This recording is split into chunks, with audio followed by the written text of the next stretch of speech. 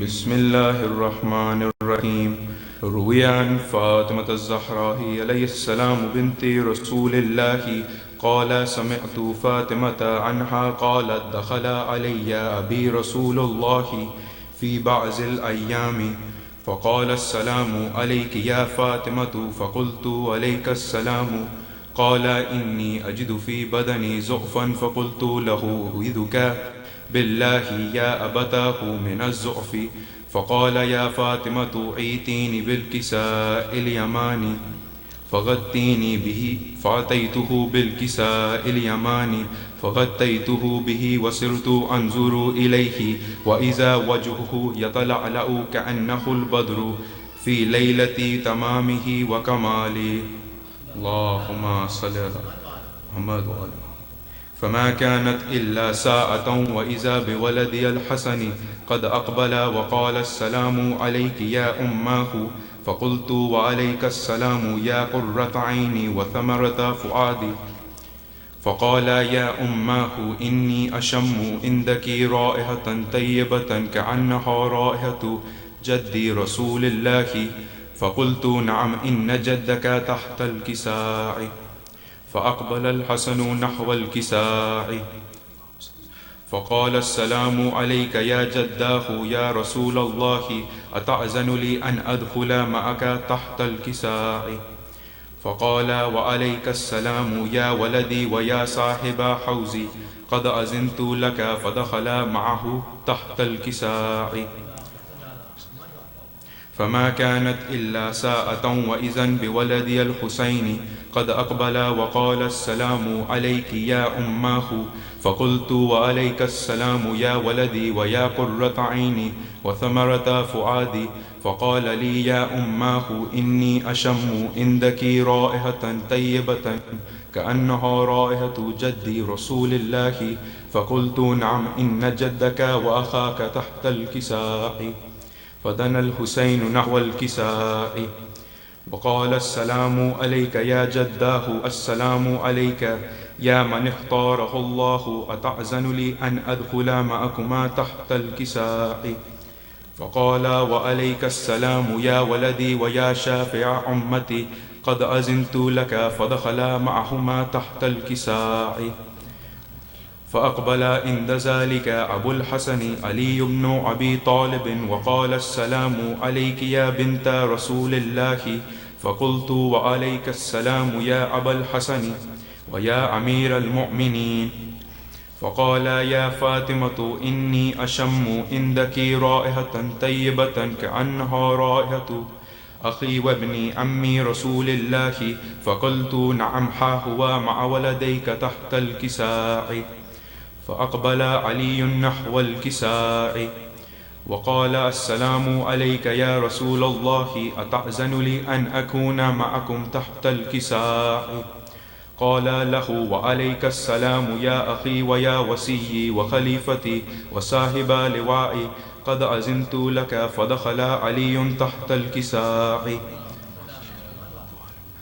أتيت نحو الكساء وقلت السلام عليك يا أبتاه يا رسول الله أتأذن لي أن أكون معكم تحت الكساء قال وعليك السلام يا بنتي ويا بزعتي قد أذنت لك فدخلت تحت الكساء فلما اكتملن جميعا تحت الكساء أخذ أبي رسول الله بطرفي الكساء وأومع بيده اليمنى إلى السماء وقال اللهم إنا هؤلاء أهل بيتي وخاصتي وحامتي لحمهم لحمي ودمهم دمي يؤلمني ما يؤلمهم ويحزنني ما يحزنهم أنا هرب لمن حاربهم وسلم لمن سالمهم وعدو لمن عاداهم ومحب لمن أحبهم إنهم مني وأنا منهم فاجعل صلواتك وبركاتك ورحمتك وغفرانك ورضوانك علي وعليهم وأذهب عنهم الرجس وطهرهم تطهيرا. اللهم صل على. فقال الله عز وجل يا ملائكتي ويا سكان سماوات إني ما خلقت سماعا مبنيا ولا أرضا مدهيا ولا قمرا منيرا ولا شمسا مزيا ولا فلكا يدور ولا بحرا يجري ولا فلكا يسري إلا في محبة هؤلاء الخمسة الذين هم تحت الكساء. فقال الأمين جبرائيل يا ربي ومن تحت الكساء؟ فقال عز وجل هم أهل بيت النبوة ومعدن الرسالة، هم فاطمة وأبوها وبعلها وبنوها. فقال جبرائيل يا ربي أتأذن لي أن أحبط إلى الأرض لأكون معهم سادسا؟ فقال الله نعم قد أذنت لك. فهبط الأمين جبرائيل وقال السلام عليك يا رسول الله، العلي الأعلى يقرأك السلام ويخصك بالتحية والإكرام ويقول لك وعزتي وجلالي إني ما خلقت سماعا مبنيا ولا أرضا مدحيا ولا قمرا منيرا ولا شمسا مزيا ولا فلكا يدور ولا بحرا يجري ولا فلكا يسري إلا لأجلكم ومحبتكم، وقد أذن لي أن أدخل معكم، فهل تأذن لي يا رسول الله؟ فقال رسول الله وعليك السلام يا أمين وحي الله إنه نعم قد أذنت لك. فدخل جبرائيل معنا تحت الكساء فقال لأبي إن الله قد أوحى إليكم يقول إن يريد الله ليذهب عنكم الرجس أهل البيت ويطهركم تطهيرا. اللهم صل على محمد وآله. فقال علي لأبي يا رسول الله أخبرني ما لجلوسنا هذا تحت الكساء من الفضل عند الله. فقال النبي صلى الله عليه وآله والذي بعثني بالحق نبيا واصطفاني بالرسالة نجيا ما ذكر خبرنا هذا في محفل من محافل أهل الأرض وفيه جمع من شيعتنا ومحبينا إلا ونزلت عليهم الرحمة وحفت بهم الملائكة واستغفرت لهم إلى أن يتفرقوا. فقال علي عليه السلام إذا والله فزنا وفاز شيعتنا ورب الكعبة. فقال أبي رسول الله صلى الله عليه وآله يا علي والذي بعثني بالحق نبيا واصطفاني بالرسالة نجيا ما ذكر خبرنا هذا في محفل من محافل أهل الأرض وفيه جمع من شيعتنا ومحبينا وفيهم محموم إلا وفرج الله حمه ولا مغموم إلا وكشف الله غمه ولا طالب حاجة إلا وكزى الله حاجته. فقال علي عليه السلام إذا والله فزنا وسئدنا وكذلك شيعتنا فازوا وسئدوا في الدنيا والآخرة ورب الكعبة. اللهم صل جزاک اللہ. صلوات بر محمد وآل محمد. غازی اب ایک سلام پیش کریں گے. غازی اور خواتین سے میں درخواست کروں گا برائے کرم خاموشی اختیار کر لیں، مجلس شروع ہو چکی ہے. اور محمد وآل محمد صلوات.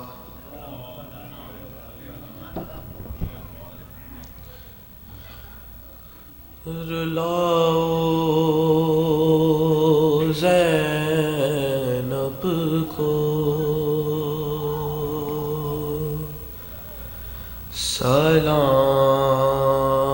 سلامی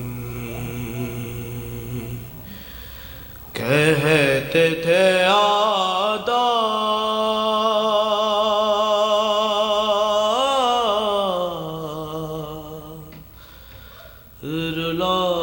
رلاؤ زینب کو سرے حسین سنا پر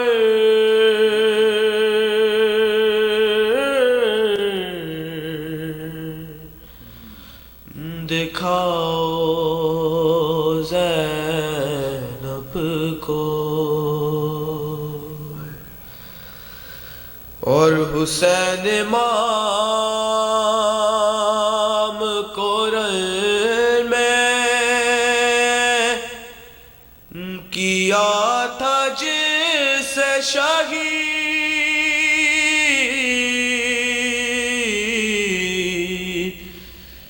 حسین امام کورل میں کیا تھا جس شہید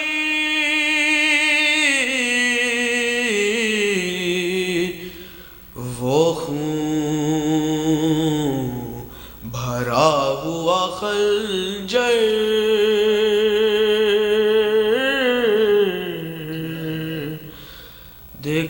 دکھاؤ زینب کو جکڑ کے لائے ہے خیبر شکل کی بیٹی کو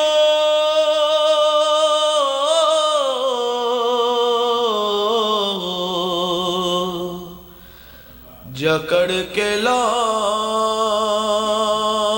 ہے خیبر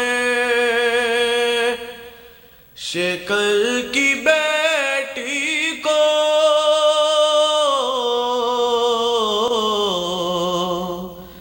یہ کہے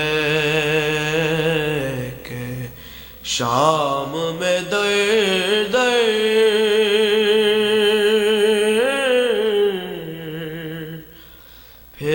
پھراؤ زینب کو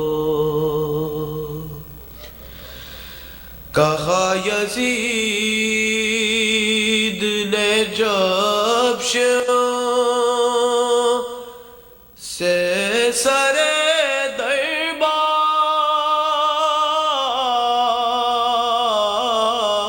دربار کہا یزید نے جب شیعوں سے سر دربار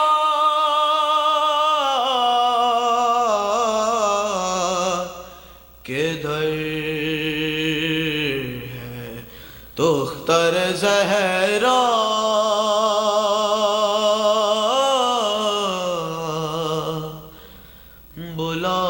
بلاؤ زینب کو چھپا کے بالوں سے منہ کو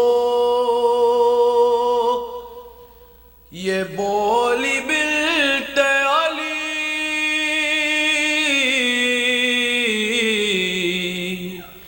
چھپا کے بالوں سے منہ کو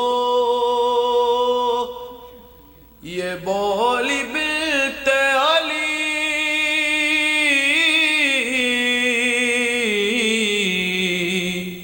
خدا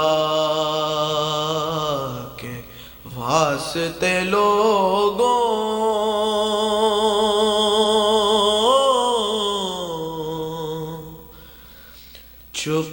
چھپاؤ زینب کو سلام بھی کہتے تھے آدھا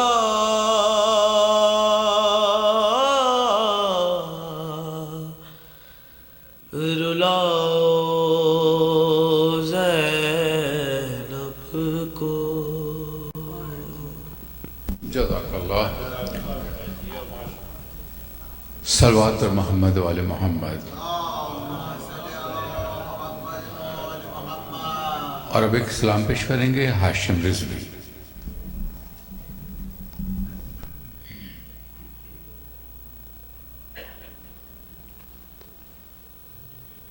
اور محمد وآل محمد صلوات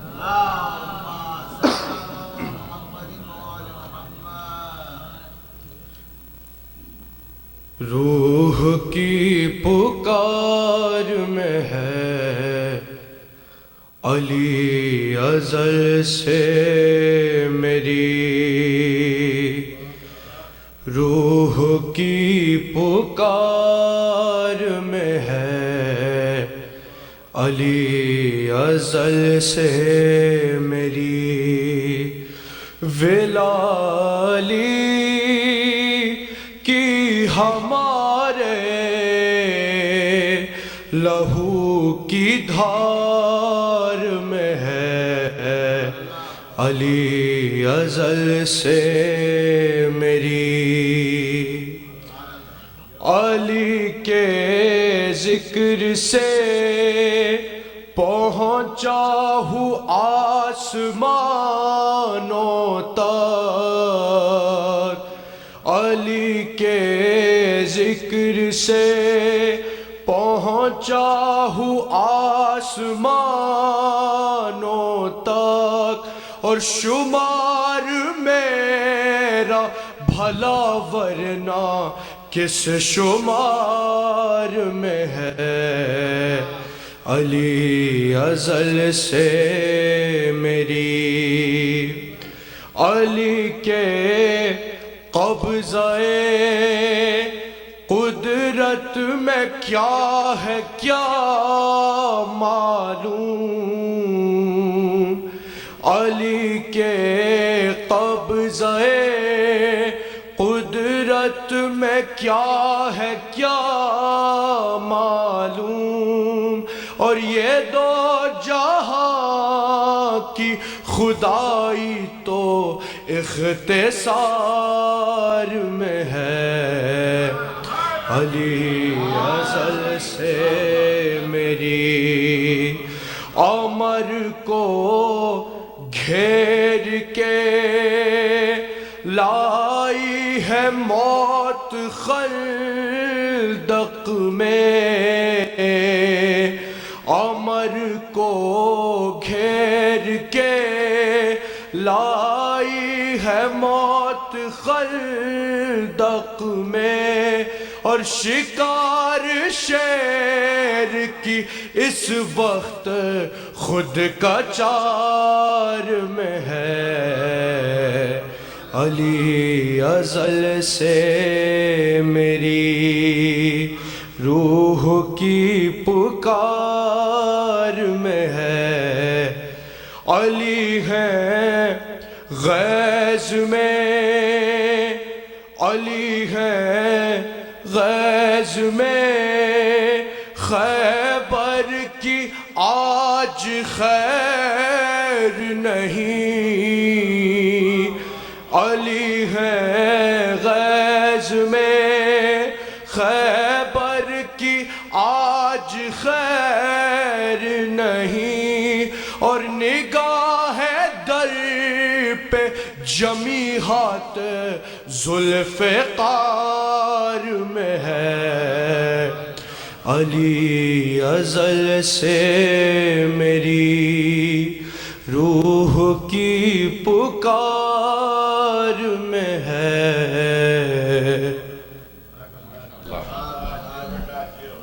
صلوات پر محمد و آل محمد۔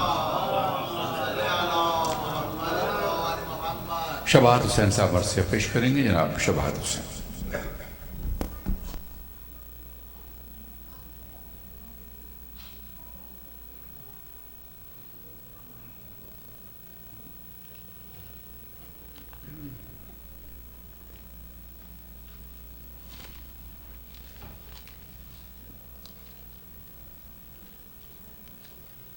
محمد و آل محمد صلوات۔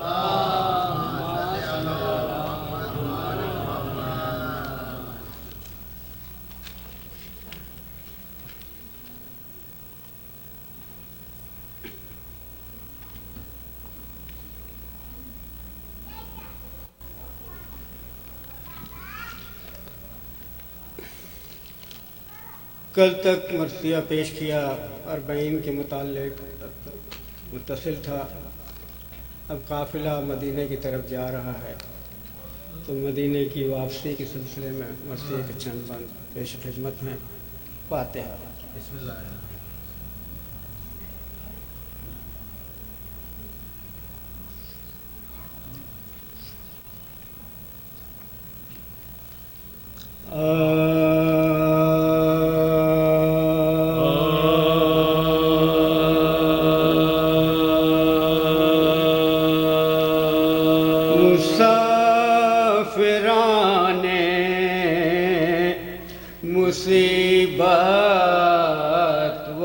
وطن میں آتے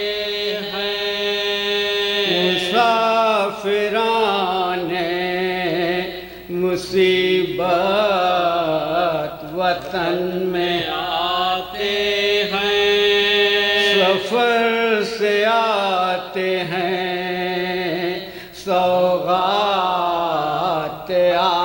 لاتے ہیں بجائے اشک وہ آنکھوں سے خون بہاتے ہیں اٹھا کے ہاتھ مدینے کو یہ سناتے ہیں اٹھا کے ہاتھ مدینے کو یہ سناتے ہیں کٹا کے آئے ہیں زہرا کے سب گھرانے کو نہ کر قبول تو ہم بے کسوں کے آنے کو نہ کر قبول تو ہم بے کسوں کے آنے کو مدینہ ہم تیرے والی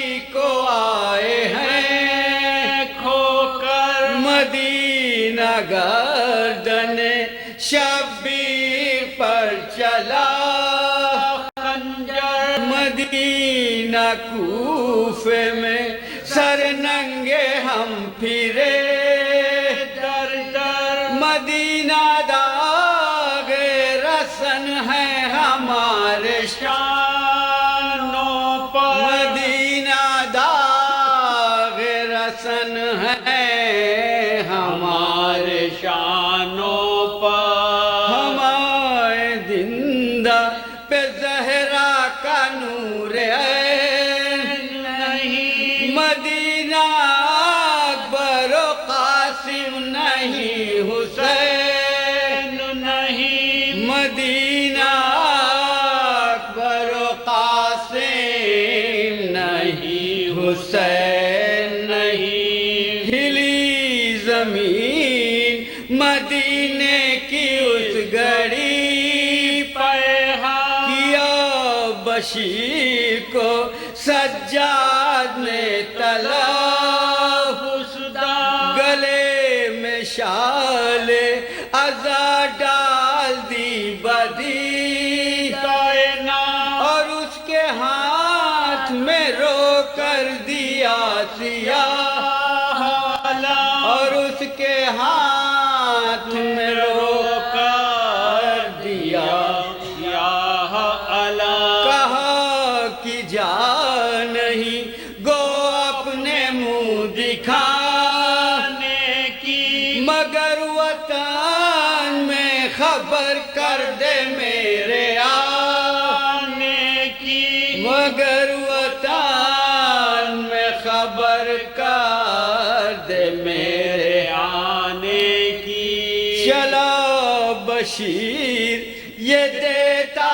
ہوا خبر ہر جا مگر محلے ہاشم میں دیکھتا ہے کیا ایک مریضہ سر راہ ہے کھڑی تنہا جو نام پوچھا تو رو رو کے بولی وہ سغرا جو نام پوچھا تو رو رو کے بولی وہ سغرا بشیر کہنے لگا کیوں تو شور و شین میں ہے کہا یہ حال میرا فرقت حسین میں ہے کہا یہ حال میرا فرقت حسین میں ہے کھڑی ہوں منتظر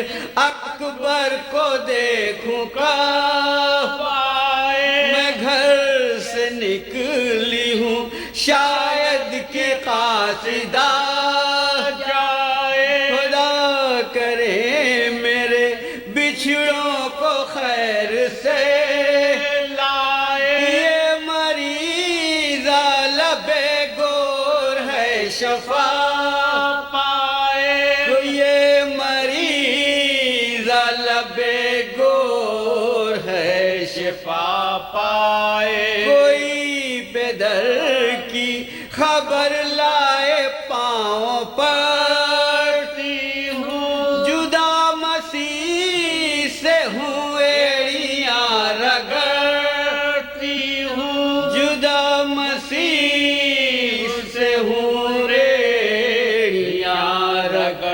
کرتی ہوں. بشیر سمجھا یہ بنتے حسین ہے صغرا، خاموش رہ گیا صغرا کے منہ پہ کچھ نہ کہا. پکاری فاطمہ گردن میں دیکھ شال ادا، تو بھائی لایا ہے کس کی سنانی مجھ کو سنا. تو بھائی لایا ہے کس کی سنانی مجھ کو سنا. وہ بولا قاصد بیمار کربلا میں ہوں، سنانی قبر پیمبر پہ لے چلا ہوں میں. سنانی قبر پیمبر پہ لے چلا ہوں میں. وہ بولی رو رو کے بھائی کی کیا سناتا ہے، وہ کون ہے جسے بیمار تو بتاتا ہے. سنانی کس کی ہے یہ مجھ کو ہول آتا ہے. مصطفیٰ کی لہر سے تو کہنے جاتا ہے، کہ مصطفیٰ کی لہر سے تو کہنے جاتا ہے. امامہ پھینک کے اس نے کہا دہائی ہے، تیرے حسین کی صغرا سنانی آئی ہے. تیرے حسین کی صغرا سنانی آئی ہے. میری زمین پہ صغرا کے اس پہ چرخ گرا، خبر یہ پھیلی تو ماتم ہر ایک گھر میں ہوا. نکل نکل پڑی سب عورتیں برے ناپا.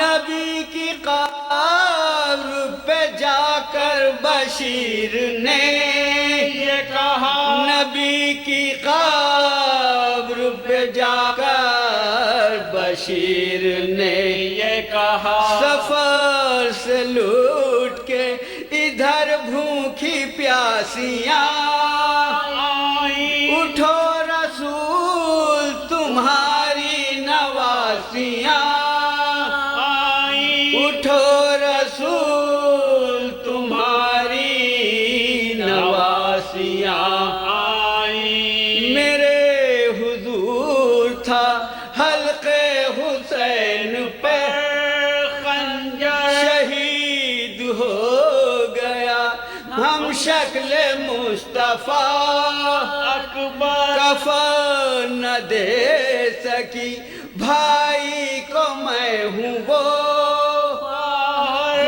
ناگواہ کی سر پر میرے نہ تھی چادر. خدا گواہ کی سر پر میرے نہ تھی چادر. زمین گھرم پہ بھائی کی لاش تنہا تھی. حسین جاتے تھے میں اسیر آدا تھی. حسین جاتے تھے اور میں اسیر آدا تھی. یہ کہہ کے آگے پڑھی زینب خجستہ سے تو دیکھا دور سے صغرا کو اس طرح ہے.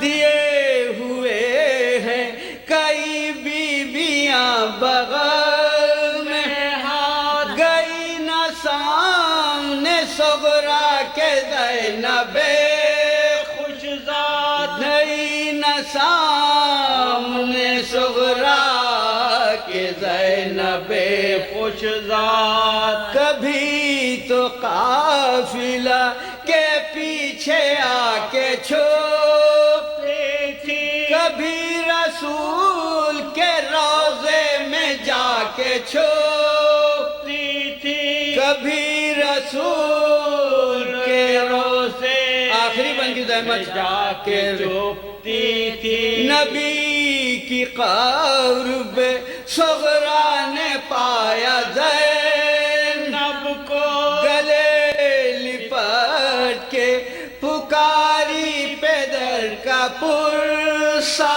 دو، وہ بولی سارے عزیزوں کا مجھ سے پرسا دو، عزیز ہو گئے سب فدیۂ شہ خوش خو، عزیز ہو گئے سب فدیۂ شہ خوش خو، تو جانتی ہے کہ بابا فقط مواسخرا شہید تیر سے اصغر تلک ہوا صغرا، شہید تیر سے اصغر تلک ہوا صغرا، مسافران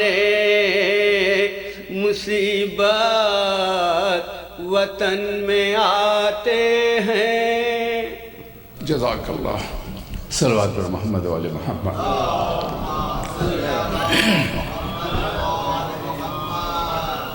خواتین و حضرات، ایک مختصر یاد دہانی، پرسوں یعنی اتوار 10 ستمبر کو بعد نماز ظہر سالانہ جلوس چہلم ڈوپانٹ سرکل واشنگٹن ڈی سی سے برآمد ہوگا اور لافیت پارک آئے گا۔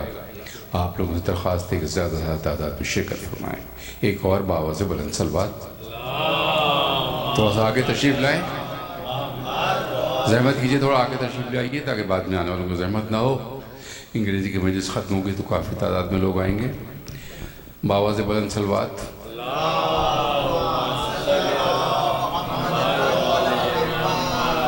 میں جناب مولانا سید ریحان حیدر رضوی صاحب درخواست کروں گا زیب منبر میں تشریف لائیں۔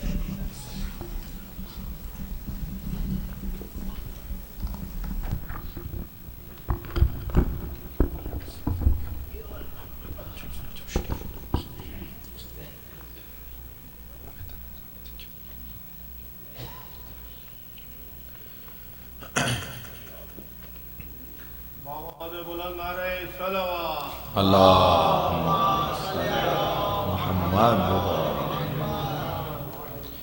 التماس سورہ فاتحہ و مرتبہ سورہ اخلاص برائے سال ثواب و بلندی درجات نحال الدین حیدر خان، سید سبت حسن ترمیزی، سید حسن بہادر کاظمی، افتخار حیدر خان، سید حسن علی کاظمی، مصطفیٰ بانو، کنیز رضا، عالیہ خاتون، سلطنت بانو نقوی، اپنے مرومین کو اور شہدائے ملت جعفریہ کو شامل فرمائیے گا۔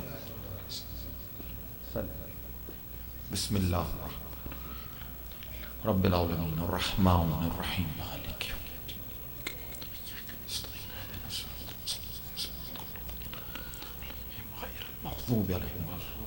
بسم اللہ بسم اللہ الرحمن الرحیم، بسم اللہ الرحمن الرحیم۔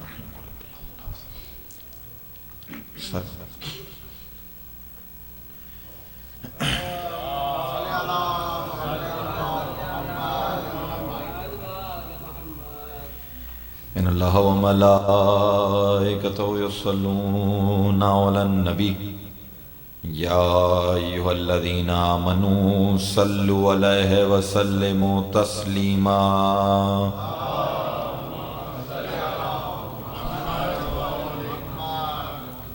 اعوذ باللہ من الشیطان اللعین الرجیم، بسم اللہ الرحمن الرحیم۔ الحمد للہ الملک الحق المبین، المتصاغر لعظمتہ جبابرۃ الطاغین، المتخاضع لکبریائہ وطاعت المتمردین، المعترف بربوبیتہ سائر الخلق اجمعین۔ الصلاة والسلام والتحیۃ والاکرام علی اشرف الانبیاء والمرسلین، سیدنا و مولانا अबिल मोहम्मद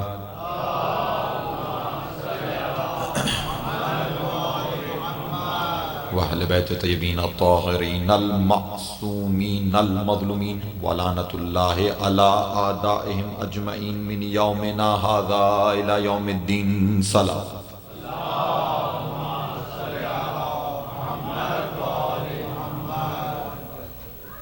अम्मा बाद,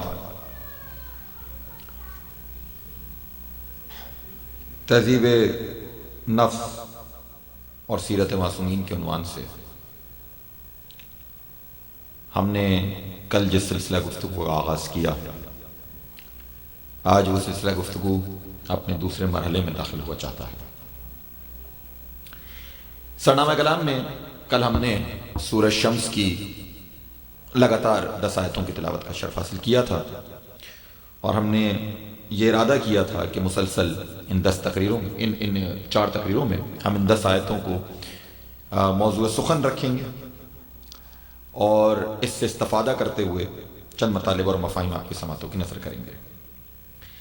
अगर कल की तकरीर का सिर्फ अक्स और उसका खुलासा आपके सामने पेश करूं तो वो ये, और यहाँ तक बात हुई कि परवरदिगार आलम ने 11 लगातार कसमें खाई सूरह शम्स में, व शम्स वज़्ज़ुहाहा वल क़मर इज़ा तलाहा वन नहार इज़ा जल्लाहा वल लैल इज़ा यग़शाहा वस्समाइ वमा बनाहा वल अर्ज़ वमा तहाहा व नफ्सिन वमा सव्वाहा फल्हमहा फुजूरहा व तक़वाहा क़द अफ़लहा मन ज़क्काहा व क़द ख़ाब मन दस्साहा।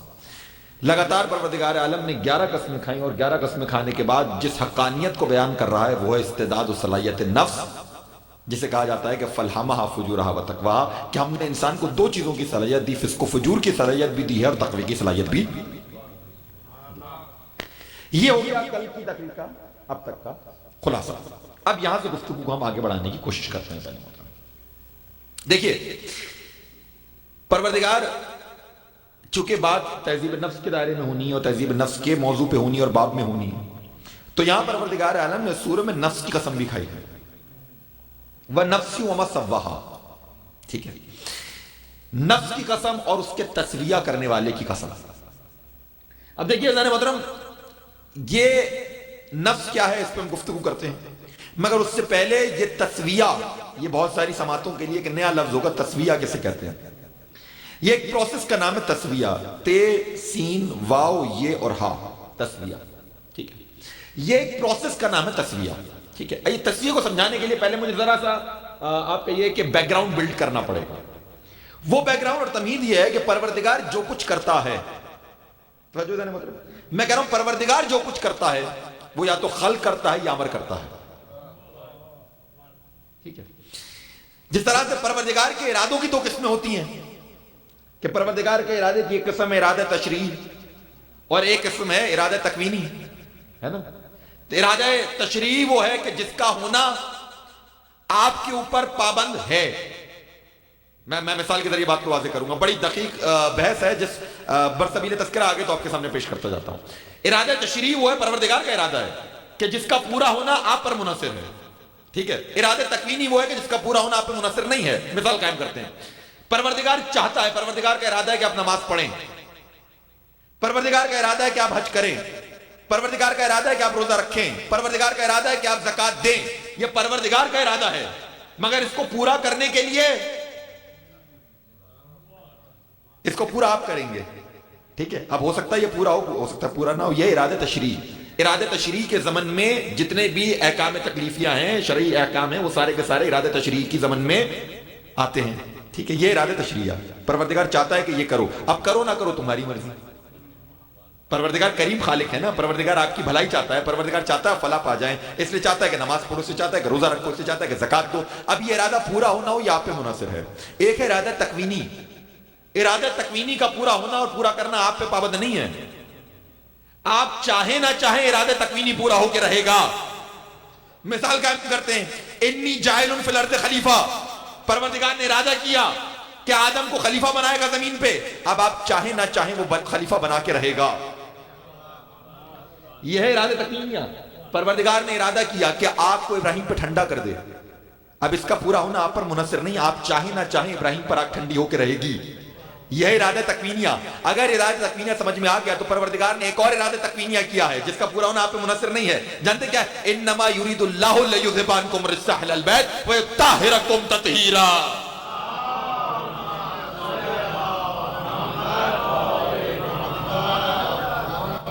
پروردگار کا ارادہ ہے کہ اہل بیت کو رجس سے دور رکھے گا. اب تم چاہو نہ چاہو یہ ارادہ تکوینیہ ہے, پورا ہو کے رہے. درود پڑھیے ابر محمد وآلہ.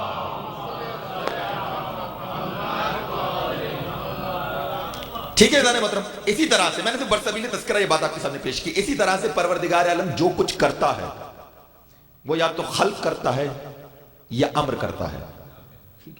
فرق کیا ہے خلق اور امر میں, یہ سمجھیے گا. جہاں درجہ بندی میں کام ہو, سٹیپ بائی سٹیپ کام ہو, جیسے وَلَقَدْ خَلَقْنَا الْإِنسَانَ مِنْ سُلَالَةٍ مِنْ طِينٍ, ہم نے انسان کو کھنکتی ہوئی مٹی سے پیدا کیا. سورہ مومنون کی لگاتار آیتیں ہیں. ہم نے انسان کو مٹی سے پیدا کیا, پھر اسے نطفہ بنا کے خاص مقام پہ رکھ دیا, پھر نطفے کو مضغہ بنایا, مضغے کو علقہ بنایا, ایک گوشت کا لتھڑا بنایا, اس میں ہڈیوں کو پیوست کیا, پھر دوبارہ گوشت کو چڑھایا, پھر اس میں روح کو پھونکا. یہ سب آیتوں کا ترجمہ ہے جو آپ کے سامنے پیش کر رہا ہوں حضور. اور آج سائنس مجبور ہے یہ ماننے کے لیے سٹیپ بائی سٹیپ کریشن کو. سائنس کی تھیوری کو اور قرآن کی آیتوں کو ملا کے دیکھ لیجئے کہ ایسا ہو رہا ہے یا نہیں ہو رہا ہے. ٹھیک ہے, یہ کام ہے سٹیپ بائی سٹیپ, یہ پورا پروسیس ہے سٹیپ بائی سٹیپ. جہاں کام درجہ با درجہ ہو, سٹیپ بائی سٹیپ, اسے کہتے ہیں خلق. بہت مشکل فلسفہ بہت آسان کر کے بیان کرنے کی کوشش کر رہا ہوں. جہاں کام سٹیپ بائی سٹیپ ہو, درجہ با درجہ, اسے کیا کہتے ہیں خلق. اور جہاں کرنے کی شان یہ ہو کہ انما امرہ اذا اراد شیئا ان یقول له لہ کن فیکون, کہ وہ کہے اور ہو جائے. جہاں شان یہ ہو کہ وہ کہے اور ہو جائے, اسے کہتے ہیں امر. بات واضح ہو گئی. جہاں درجہ با درجہ کام ہوگا اسے کیا کہیں گے خلق. جہاں کہے اور ہو جائے اسے کیا کہیں گے امر. توجہ رکھیے گا ذہن محترم, خلق کے نتیجے میں مخلوق پیدا ہوتی ہے. ایسا ہی ہے, خلق کے نتیجے میں مخلوق پیدا ہوتی ہے. ٹھیک ہے, جب مخلوق پروردگار عالم کی دنیا میں آتی ہے تو ہر مخلوق پیدا ہوتے کے ساتھ ہی درجہ کمال پر نہیں ہوتی. زمین سے جو کوپل پھوٹتی ہے وہ کیا پھوٹتے کے ساتھ ہی پھل دے دیتی ہے؟ نہیں. کوپل ہے اور اتنی کمزور ہے کہ اگر پانی ذرا تیزی سے بہا دو تو اپنے ساتھ بہا کے لے جائے گی. ایسا ہی ہے, مگر خدا کی قدرت دیکھیے کہ اتنی کمزور ہے کہ پانی کا بہاؤ بہا کے لے جائے, مگر اتنی طاقتور کہ زمین کا سینہ چیر کے باہر نکل آئے. یہ قدرت ہے پروردگار عالم کی. ٹھیک ہے, یعنی وہ جو پہلا پودا نکل رہا ہے وہ پیدا ہوتے کے ساتھ ہی, وہ خلق ہوتے کے ساتھ ہی, زمین سے باہر آتے کے ساتھ ہی پھل نہیں دیتا. پودے سے پیڑ بنتا ہے, پیڑ سے درخت بنتا ہے, درخت میں پھول لگتے ہیں, پھولوں میں پھل لگتے ہیں. آہستہ آہستہ منزل کمال تک پہنچنا. حضور یہ پروسیس آہستہ آہستہ منزل کمال تک پہنچنے کا, اس پروسیس کو کہتے ہیں تسویہ. بات پہنچ رہی ہے؟ یہ پروسیس اللہ کی مخلوق کا آہستہ آہستہ منزل کمال پر پہنچنا, درجہ بدرجہ منزل کمال پر پہنچنا, اسے کیا کہتے ہیں تسویہ. اور مثالیں قائم کرتے ہیں. جانور کا بچہ پیدا ہوتے کے ساتھ ہی شکار کرتا ہے؟ نہیں. پہلے کمزور ہے, لاغر ہے, نحیف ہے, اپنے ماں باپ کا محتاج ہے. ٹھیک ہے, وہ لا کے رزق اس کے منہ میں ڈالتے ہیں, توانائی حاصل کرتا ہے, شکار کے گر سیکھتا ہے, اور پھر اس منزل کمال پر پہنچتا ہے کہ جہاں پہ وہ خود شکار کر سکتا ہے. انسان کا بچہ تو اتنا کمزور اور اتنا بے بس کہ پیدا ہوتے کے ساتھ ہی اگر ہاتھ پہ چیونٹی کاٹ لے تو اپنے ہاتھ سے چیونٹی کو ہٹا نہیں سکتا. کتنا مجبور ہے, کتنا کمزور ہے نا.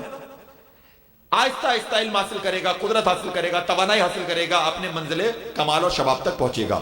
تو حضور یہ پروسیس آہستہ آہستہ منزل کمال تک پہنچنا ہے کیا کہلاتا ہے تسویہ. میرے ساتھ ہے, یہ کہلاتا ہے تسویہ. پروردگار کہہ رہا ہے کہ ہم نے صرف نفس کو خلق نہیں کیا, اس کا تسویہ بھی کیا ہے, اسے آہستہ آہستہ منزل کمال تک بھی پہنچایا ہے. اگر یہ تسویہ سمجھ میں آ گیا کہ ہر مخلوق کے ساتھ تسویہ جڑا ہوا ہے تو جملہ کہنے کی اجازت دیجئے, جہاں تسویہ ہوگا وہاں آہستہ آہستہ منزل کمال تک جاؤ گے. جہاں تسویہ ہوگا وہاں بچپن کچھ اور ہوگا, جہاں تسویہ ہوگا یہ پری ریکوزٹ ذہن میں رکھیے گا, تسویہ مخلوق ساتھ ساتھ ہے. جہاں مخلوق ہوگی پروردگار کی وہاں تسویہ ہوگا. جہاں تسویہ ہوگا وہاں بچپن کچھ اور ہوگا, جوانی کچھ اور ہوگی, بڑھاپا کچھ اور ہوگا. آہستہ آہستہ منزل کمال کو جا رہے ہو نا, بچپن کچھ اور ہوگا, جوانی کچھ اور ہوگی, بڑھاپا کچھ اور ہوگا. جہاں مخلوق ہوگی اور جہاں امر ہوگا جہاں عمر ہوگا وہاں جیسا بچپنا ہوگا ویسی ہی جوانی ہوگی، ویسا ہی بڑھاپا ہوگا. تبھی بچپن میں ازدر چیر کے بتلا رہا تھا، جوانی میں در خیبر اکھاڑ سکتا.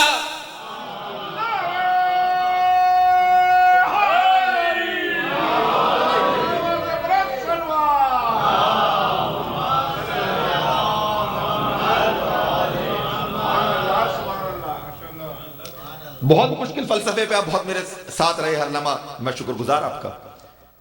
تزکیہ سمجھ میں آ گیا حضور. پروردگار کہہ رہا ہے کہ ہم نے صرف نفس کو خلق نہیں کیا، ہم نے اس کا تسبیہ بھی کیا. اب یہ نفس ہے کیا؟ ذرا سا نفس کو سمجھنے کی کوشش کریں گے، کیونکہ موضوع ہے تہذیب نفس اور سیرت معصومی. ٹھیک ہے، یہ نفس ہے کیا حضور؟ دیکھیے یقیناً نفس کے حوالے سے اتنے نظریات موجود ہیں کہ ایک دو مجلس سے نہیں، ایک عشرہ نہیں، خدا جانے کتنی تقریریں ہوں پھر بھی نفس سمجھ میں نہ آئے. مگر آسان ترین، کیونکہ مسکنسپشنز بھی بڑے ہیں نفس کے حوالے سے، آسان ترین اور سب سے آسانی سے پک کیا جانے والا فلسفہ نفس کے حوالے سے اور نظریہ کیا ہے وہ میں آپ کو سمجھانے کی کوشش کرتا ہوں تاکہ اس سے استفادہ کریں ہم اپنی گفتگو میں اور اپنے سلسلہ گفتگو اور کلام میں. نفس ایک رشتہ ہے جسم اور روح کے درمیان. بہت مشکل بحث بہت آسان کر کے بیان کرنے کی کوشش کر رہا ہوں. نفس ایک رشتہ ہے، کنیکشن ہے جسم اور روح کے درمیان. دلیل قائم کرتا ہوں. یہ جسم کہاں سے آیا؟ وَلَقَدْ خَلَقْنَا الْإِنسَانَ مِنْ سُلَالَةٍ مِنْ طِينٍ. ہم نے انسان کو کھنکتی ہوئی مٹی سے پیدا کیا ہے. یہ جسم آیا ہے زمین سے. روح کہاں سے آئی؟ الروح من امر ربی. یہ روح پروردگار عالم کا امر ہے. ایک آئی ہے پستی سے، ایک آیا ہے بلندی سے. جسم آیا پستی سے، روح آئی بلندی سے. ایک پسترین ہے، دوسری بلندترین ہے. اب پسترین اور بلندترین کا ملاپ ہو تو کیسے ہو؟ پسترین اور بلندترین کا ملاپ ہو تو کیسے ہو؟ لہذا پروردگار نے نفس کو خلق کیا. نفس کو خلق کیا جس کا کام یہ ہے کہ یہ روح اور جسم کو جوڑ کے رکھے ہوئے ہے. توجہ رکھیے گا، اگر توجہ ہے تو جملہ آگے کہوں. نفس کا کام یہ ہے کہ یہ روح اور جسم کو جوڑ کے رکھے ہوئے ہے. بھائی یہی وجہ ہے کلو جسم ذائقۃ الموت نہیں کہا، کلو روح ذائقۃ الموت نہیں کہا، کلو نفس ذائقۃ الموت. نفس مرتا ہے، روح اپنے اصل کی طرف واپس چلی جاتی ہے، جسم اپنے اصل کی.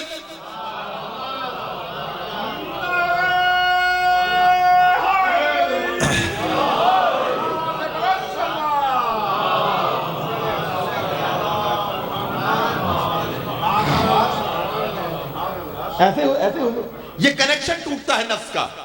جسم اپنے اصل کی طرف واپس جاتا ہے، روح اپنے اصل کی طرف واپس جاتی ہے. اسی کا تو نام ہے موت. نفس کو موت آتی ہے، نفس کو موت آتی ہے حضور. اور دیکھیے جب بات موت تک آ گئی ہے تو ایک جملہ میں اور کہہ کے جاؤں گا، چونکہ آج جمعے کا ہی دن ہے تو سورہ جمعہ سے ہم استفادہ کریں گے. دیکھیے پروردگار عالم نے، اور چلیے یہ بھی سنتے جائیے کہ سورہ جمعہ کی فضیلت کیا ہے. بس صرف برسبیل تذکرہ چند تبرکات پیش کر رہا ہوں آپ کے سامنے. دیکھیے یہودیوں کو بڑا گھمنڈ تھا کچھ چیزوں کے اوپر، بڑا زوم تھا انہیں. اتراتے تھے کن چیزوں کے اوپر؟ پہلے یہ کہتے تھے کہ یہ جو نبوت ہے نا یہ ہماری میراث ہے. اتراتے تھے بنی اسرائیل. ٹھیک ہے. دوسرا گھمنڈ یہ تھا کہ ہم صاحب تورات ہیں، اللہ نے ہمیں تورات عطا کی ہے.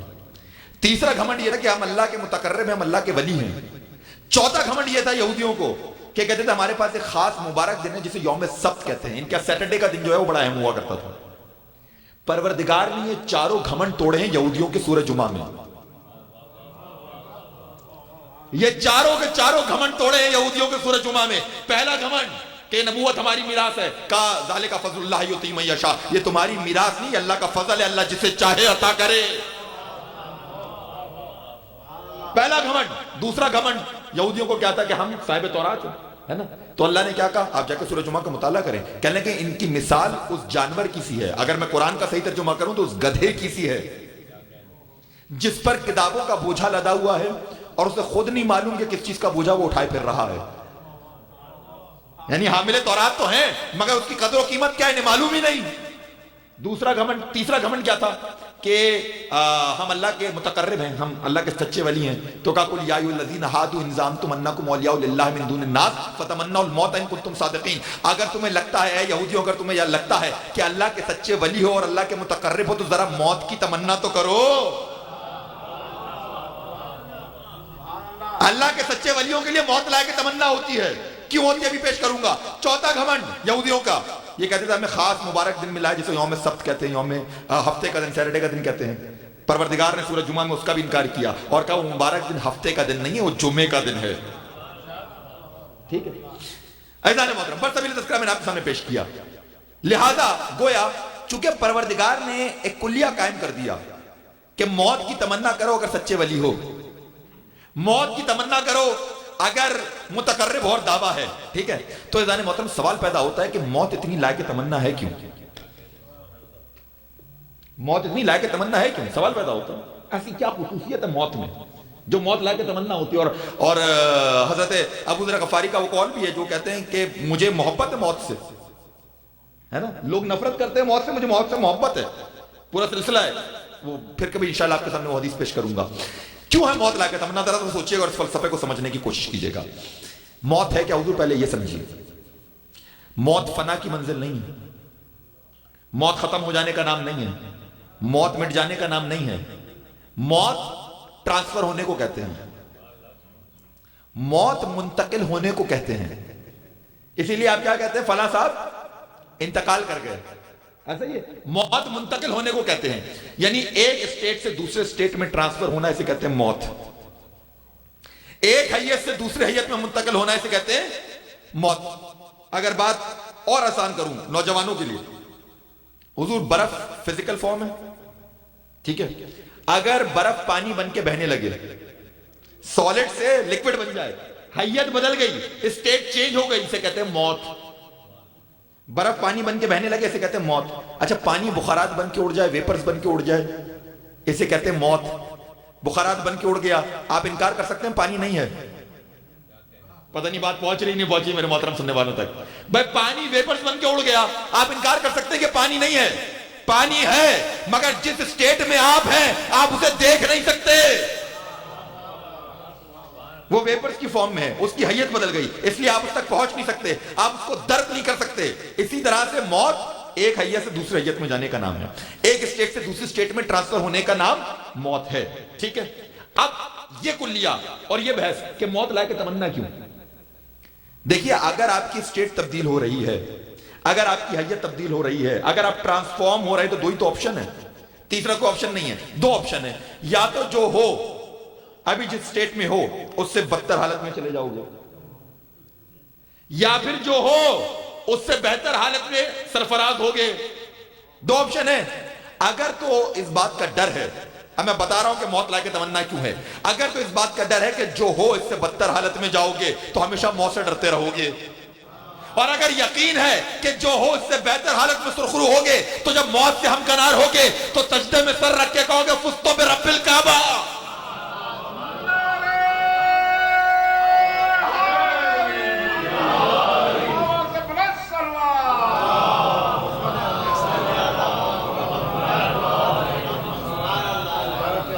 ایسے ہی حضور.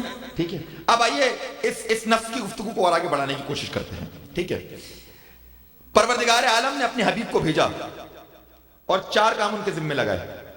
ٹھیک ہے، بلکہ چلیں اس سے پہلے نفس پہ اور تھوڑی سی گفتگو کر لوں. جب اتنا ماحول بن ہی گیا ہے، مجھے نہیں پتا میں دوبارہ ان 2 تقریریں جو بچی اس میں ماحول بنا پاؤں گا نہیں بنا پاؤں گا. جب نفس کی بات یہاں تک آ گئی ہے تو تھوڑی سی بات کو سطح عمومی سے اور بلند کرتے ہیں. میں کہہ رہا ہوں بہت مشکل چیز ہے نفس، اتنے آسانی سے سمجھ میں نہیں آئے گی. دیکھیں یہ ایک ایبسٹریکٹ ریالٹی ہے. ٹھیک ہے، ایبسٹریکٹ ریالٹی مجرد حقیقت ہے.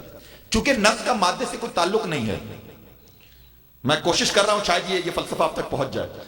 چونکہ نفس کا مادے سے کوئی تعلق نہیں ہے، یہ ایبسٹریکٹ ریالٹی ہے، یہ مجرد حقیقت ہے، لہذا اس کا اپنا ذاتی کوئی رنگ نہیں ہے. اس پہ جیسا رنگ چڑھائیں گے ویسا نفس کا رنگ نظر آئے گا. ایسا ہو سکتا ہے کہ جیسا رنگ چڑھا ہوا ایسا نظر آئے. مثال قائم کرتے ہیں حضور، یہ دیوار ہے، میں آپ سے سوال کرتا ہوں اس دیوار کا کیا رنگ ہے؟ آپ کیا کہیں گے؟ وائٹ. کل میں اچھا یہ جو رنگ ہے یہ دیوار کا اپنا رنگ ہے یا اس پہ جو کلر ہوا ہوا ہے اس کا رنگ ہے؟ اس پہ جو پینٹ ہوا ہوا ہے اس کا رنگ ہے وائٹ. اگر میں کل اس دیوار پہ پیلا رنگ کر دوں گا دیوار پیلی ہو جائے گی. اگلے دن نیلا کر دوں گا دیوار نیلی ہو جائے گی. اس کے اگلے دن ہرا کر دوں گا دیوار ہری ہو جائے گی. یعنی طے ہو گیا کہ دیوار کا اپنا ذاتی رنگ کوئی نہیں ہے. دیوار کا اپنا ذاتی رنگ کوئی نہیں ہے. اس پہ جیسا رنگ کرو گے ویسا رنگ نظر آئے گا. حضور اسی طرح سے نفس کا اپنا ذاتی رنگ کوئی نہیں ہے. اس پہ جیسا رنگ چڑھاؤ گے ویسا نظر آئے گا. اور میں یہ کہہ کے گزرا ہوں کہ نفس کنیکشن ہے جسم اور روح کے درمیان. اب اگر نفس کو جسمانی تقاضوں کے قریب کرو گے اس پہ بشری اور خاک رنگ نظر آئے گا، اگر اس کو روحانی تقاضوں کے قریب کرو گے اس پہ عرفانی اور روحانی کی رنگ.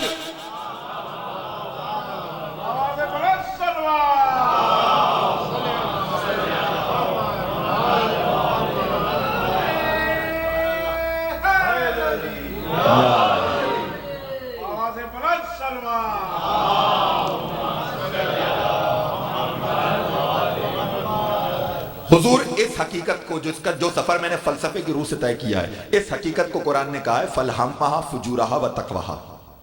ہم نے اسے دونوں صلاحیتیں دے دی. ہم نے صرف اس کو فجور کی صلاحیت بھی دے دی، چاہے تو جسمانی تقاضوں سے قریب کر لے. ہم نے اسے تقوی کی صلاحیت بھی دے دی، چاہے تو عرفانی تقاضوں سے اور روحانی تقاضوں سے قریب کر لے. ٹھیک ہے، چونکہ اس نفس کے پاس فسق و فجور کی صلاحیت بھی ہے، چونکہ اس نفس کے پاس تقوی کی صلاحیت بھی ہے، تو دیکھیں جہاں یہ دونوں صلاحیتیں موجود ہوں گی پروردگار وہیں ہدایت کا پیرا بٹھائے گا. جہاں یہ دونوں صلاحیتیں موجود ہوں گی پروردگار وہیں ہدایت کا پیرا بٹھائے گا. اور دیکھیں ہدایت بھی دو قسم کی ہے، ایک عام ہدایت ہے، خاص ہدایت ہے. فرق سمجھتے ہیں عام ہدایت اور خاص ہدایت میں؟ عام ہدایت کو کہتے ہیں ارادۃ طریق، مکتبی بحثیں ہیں.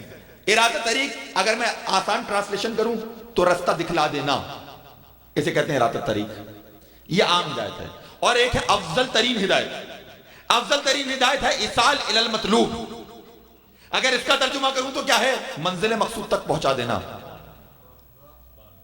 یہ دو باتیں ذہن میں ہیں، ارادۃ طریق رستہ دکھلانا، ایصال الی المطلوب منزل مقصود تک پہنچا دینا. ٹھیک ہے، مثال قائم کرتے ہیں تاکہ یہ دونوں سمجھ میں آ جائیں بات. اگر کوئی آپ سے باہر نکل کے رستہ پوچھے کہ صاحب مجھے فلاں مقام پہ جانا ہے، مجھے رستہ بتلا دیجئے، آپ کے پاس دو آپشن ہیں. آپ چاہیں تو زبانی بتلائیں رستہ، ٹھیک ہے، رستہ بتلانا ہدایت ہے، اس سے کوئی انکار نہیں کر سکتا. ٹھیک ہے، مگر آپ نے چلیں زبانی طور پر بالکل صحیح آپ کو میپ سب اسپر تھا، آپ نے بتا دیا، یاد کرا دیا، بالکل صحیح ڈائریکٹ کیا آپ نے. مگر اب اس میں ایک شک ہے، اس میں اندیشہ ہے، یا تو آپ کے بتانے میں کوئی کجی رہ گئی، یا سمجھنے والے کے سمجھنے میں کوئی کجی رہ گئی. ٹھیک ہے، بھٹکنا اور گمراہ ہونا ممکن ہے. اگر آپ نے زبانی رستہ بتایا ہے تو بھٹکنا یا گمراہ ہونا ممکن ہے، اس لیے یہ عام ہدایت ہے. اب ایک ہے بلند ترین ہدایت جسے کہتے ہیں ایصال الی المطلوب. آپ سے کسی نے رستہ پوچھا فلاں مقام پہ جانا ہے، آپ کو ڈر ہے شاید یہ بھٹک جائے، آپ کیا کریں گے؟ آپ گاڑی کا دروازہ کھولیں گے. توجہ رکھیے گا حضور، آپ گاڑی کا دروازہ کھولیں گے، انہیں گاڑی میں بٹھائیں گے اور لے جا کے اس مقام تک چھوڑ دیں گے جہاں کا سوال تھا. اب یہاں بھٹکنے کی گنجائش نہیں ہے، یہاں گمراہی کی منزل نہیں ہے. میں کہہ رہا ہوں دو طریقے ہیں، ایک عام طریقہ رستہ بتلا دینا، بلند ترین طریقہ منزل تک پہنچا دینا. تو حضور سنیے گا، ایک کم 1,24,000 انبیاء آئے، رستہ بتا کے چلے گئے، فقط میرے سرکار ہیں رستہ بھی بتایا، ایک سفینہ بھی لگا دیا، سوار ہو جاؤ منزل تک پہنچ جاؤ گے.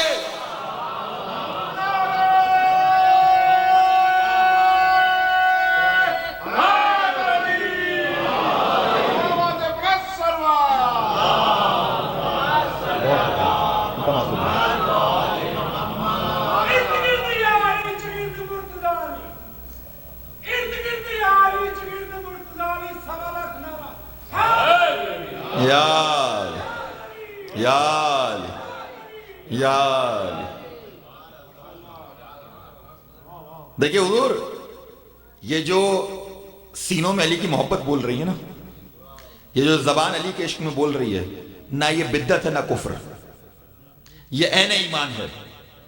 میں دلیل کام کرتا ہوں، یہ عین ایمان ہے.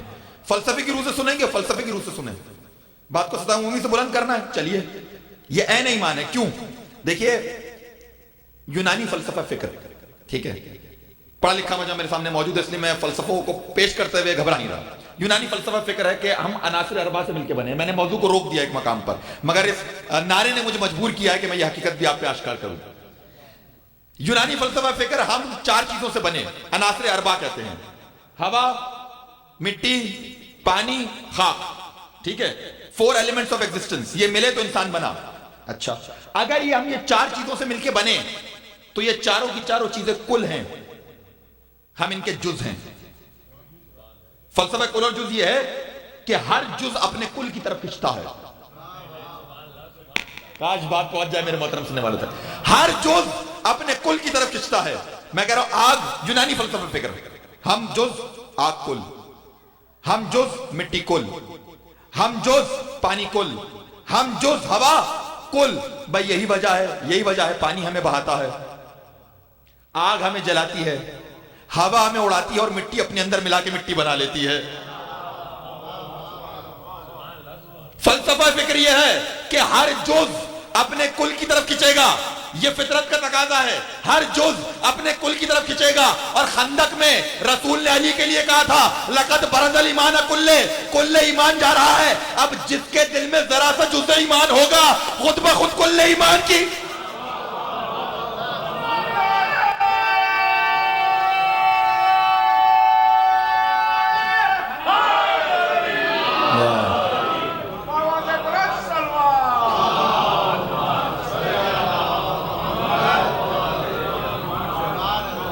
میں شکر گزار حضور, آپ ان مشکل فلسفوں پہ میرے ساتھ ہیں. ٹھیک ہے بدر مطلب واپس آئیے اس منزل پر. ارادہ طریق سمجھ میں آ گیا, ہدایت سمجھ میں آ گئی. بھئی یہی تزکیہ نفس کریں گے, یہی تہذیب نفس کریں گے. پروردگار نے اپنے حبیب کے 4 کام مخصوص کیے. سورہ جمعہ هو الذی بعث فی الامیین رسولا منہم یتلو علیہم آیاتہ ویزکیہم ویعلمہم الکتاب والحکمہ. حبیب کے 4 کام ہیں. پہلا آیتوں کی تلاوت کرے, دوسرا نفس کا تزکیہ کرے, تیسرا کتاب کی تعلیم دے, چوتھا حکمت کی تعلیم دے. حضور ترجمہ غلط تو نہیں کیا, بالکل صحیح ہے. 4 کام ہیں, آپ نے غور نہیں کیا. آیتوں کی تلاوت کرے, کتاب کی تعلیم دے. آیتوں کی تلاوت اور ہے, کتاب کی تعلیم قرآن ہے, کوئی روایت نہیں.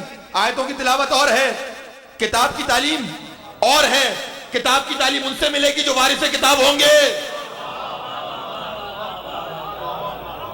ایسا ہی ہے. اچھا اب ذرا دیکھیے, آیتوں کی تلاوت جیسا قرآن آیا ویسی تلاوت کرنا. ٹھیک ہے. نفس کا تزکیہ کرنا, آیتوں کی یا کتاب کی تعلیم دینا اور حکمت کی تعلیم دینا, یہ 3 کام سرکار کے ہیں. 1 کام کتاب کا ہے, 3 کام سرکار کے ہیں. یہ 4 کام ملا لو تو شریعت بنتی ہے. یہ 4 کام ملا لیں شریعت بنتی ہے, جس میں سے 1 کام کتاب کر رہی ہے, 3 کام سرکار اپنی سنت سے کر رہے ہیں. تو اگر تنہا کتاب لی,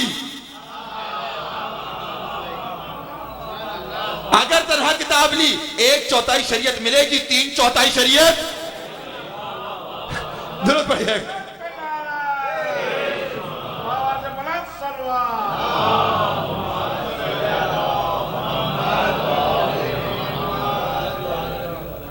عزیزان محترم, اب سرکار کے ذمہ کام لگا دیا گیا کہ یہ نفسوں کا تزکیہ کریں. ٹھیک ہے, یہ نفسوں کا تزکیہ کریں گے. اچھا مجھے یہ بتائیں کہ ہمارے نفسوں کے تزکیے کے لیے آئے ہیں, کیا آپ مجبور ہیں, کیا آپ محتاج ہیں کہ آپ کے نفس کا تزکیہ ہو, یا آپ خود مختار ہیں؟ آپ خود مختار ہیں اس منزل پہ, کوئی مجبوری نہیں ہے. آپ چاہیں گے تو تزکیہ ہوگا, آپ چاہیں گے تو تہذیب ہوگی. یہاں تک خود مختار ہیں حضور, یہاں تک خود مختار ہیں, مگر اس سے آگے خود مختار نہیں ہیں. یعنی میں کہنا کیا چاہ رہا ہوں, تزکیہ کروانا یہ آپ کے اختیار میں ہے, مگر کس سے کروانا یہ آپ کے اختیار میں نہیں ہے. یہ آپ کے اختیار میں نہیں ہے, کیونکہ یہاں پروردگار نے پابند کر دیا ہے کہ یا تو میرا حبیب تزکیہ کرے گا یا وہ تزکیہ کرے گا جو حبیب جیسا ہو. یا تو حبیب جیسا ہو یا حبیب سے ہو. یہی ہے نا, حسین منی وانا من الحسین, کیا ترجمہ ہے؟ حسین مجھ سے ہے, میں حسین سے ہوں. وہ تزکیہ کرے گا. ٹھیک ہے, اسی لیے قرآن نے ایک جگہ کنڈیشن لگا دی کہ یا ایھا الذین آمنوا اتقوا اللہ وکونوا مع الصادقین. اے ایمان لانے والو, اللہ کا تقوی اختیار کرو اور صادقین کے ساتھ رہو. اگر نفس کا تزکیہ چاہتے ہو, اگر نفس کی تہذیب چاہتے ہو تو صادقین کے ساتھ رہو. اچھا حضور, یہ صادقین کون ہے؟ یہ صادقین کون ہے؟ بڑی آسان بات کروں گا, میں کوئی فلسفی بات نہیں کر رہا. صادقین کون ہے؟ جو سچ بولے وہ صادق. ایسے ہی سچ بولنے والے کو صادق کہتے ہیں. اچھا میں نے کتابوں میں دیکھنا شروع کیا سچ کی تعریف کیا ہے. جو سب سے آسان تعریف ملی ہے نا سچ کی, وہ میں بیان کرتا ہوں تاکہ بچے کو بھی سمجھ میں آ جائے. سچ کسے کہتے ہیں؟ آسان ترین تعریف. تو کتاب میں لکھا ہوا تھا کہ صاحب واقعے کے ہونے کے بعد جو واقعے کو سچ سچ بتا دے اسے صادق کہتے ہیں. دیکھیں میرے جملے کی قدر کیجئے گا، میں ایک جملہ پلٹوں گا بات کہیں کی کہیں نکل جائے گی. کہنے لگے واقعے کے ہونے کے بعد اگر کوئی واقعے کو سچ سچ بتا دے اسے صادق کہتے ہیں. تو فوراً ذہن میں سوال آیا کہ واقعے کے ہونے کے بعد جو واقعے کو سچ سچ بتا اسے صادق کہتے ہیں، جو واقعے کے ہونے سے پہلے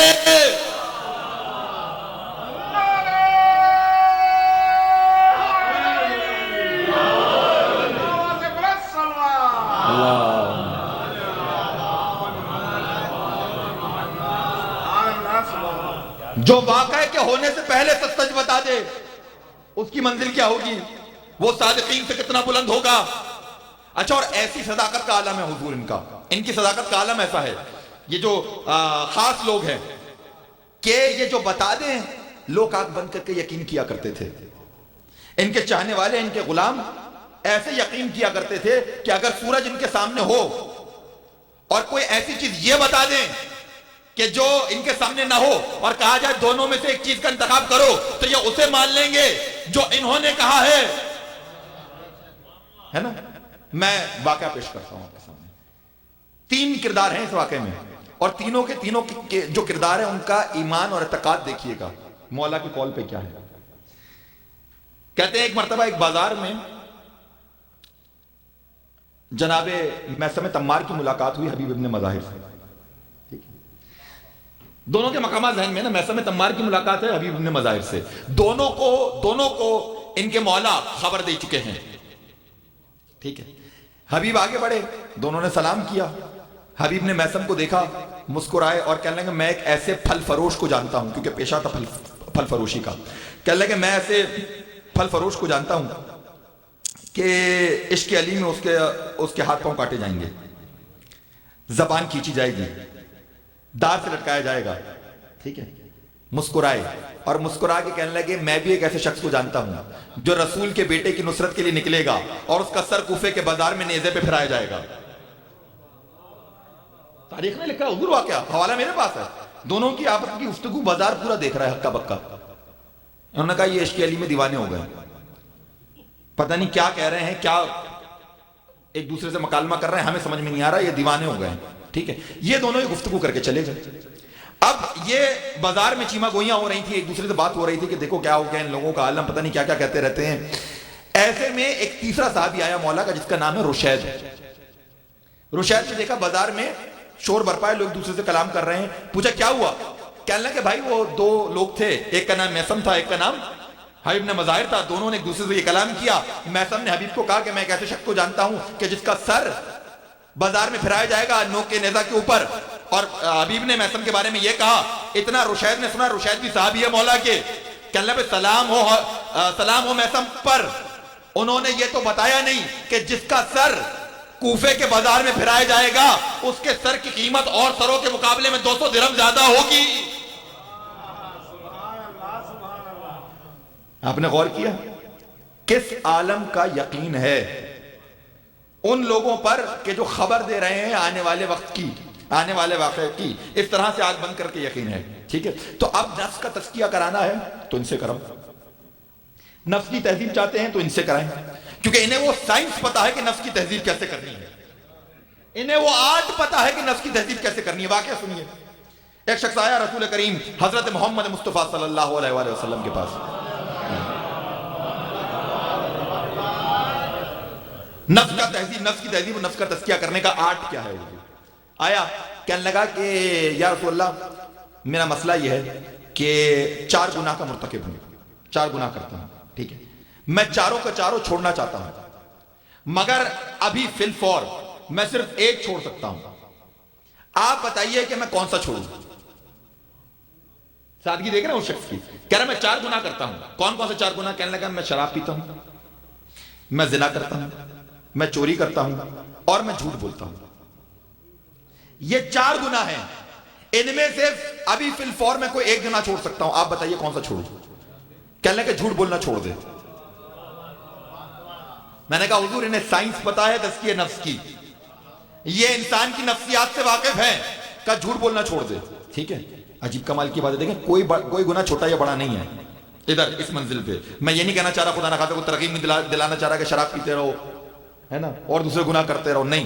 مگر مسئلہ یہ ہے کہ گناہ ہم معمولی لیتے ہیں, جھوٹ کو ہم معمولی گناہ لیتے ہیں, ہم معمولی سمجھتے ہیں, عام بول چال میں جھوٹ بول رہے ہوتے ہیں, ہے نا, صرف ذرا سی دیر کی تسکین کے لیے. اچھا کچھ لوگ تو زبان کے چٹخارے کے لیے جھوٹ بولتے ہیں, عادت سے مجبور ہے, مزہ آ رہا ہے جھوٹ بولنے میں, زبان کے چٹخارے کے لیے جھوٹ بولتے ہیں.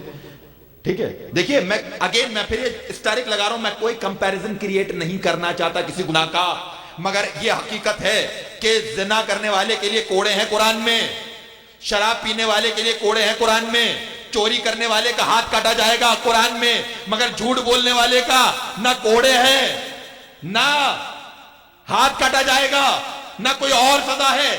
جھوٹ بولنے والے کے لیے جو سزا ہے اسے کہتے ہیں اللہ کی لعنت ہوگی جھوٹے پہ.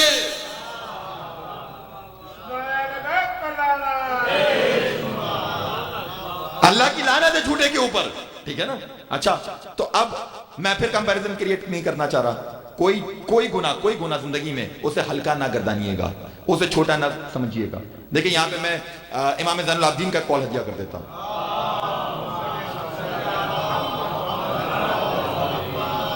تھوڑا آگے تشریف لے آئے, بعد میں آنے والوں کو دقت نہ ہو, زحمت نہ ہو, درود پڑھتے جائیے اور قریب ہوتے جائیے گا.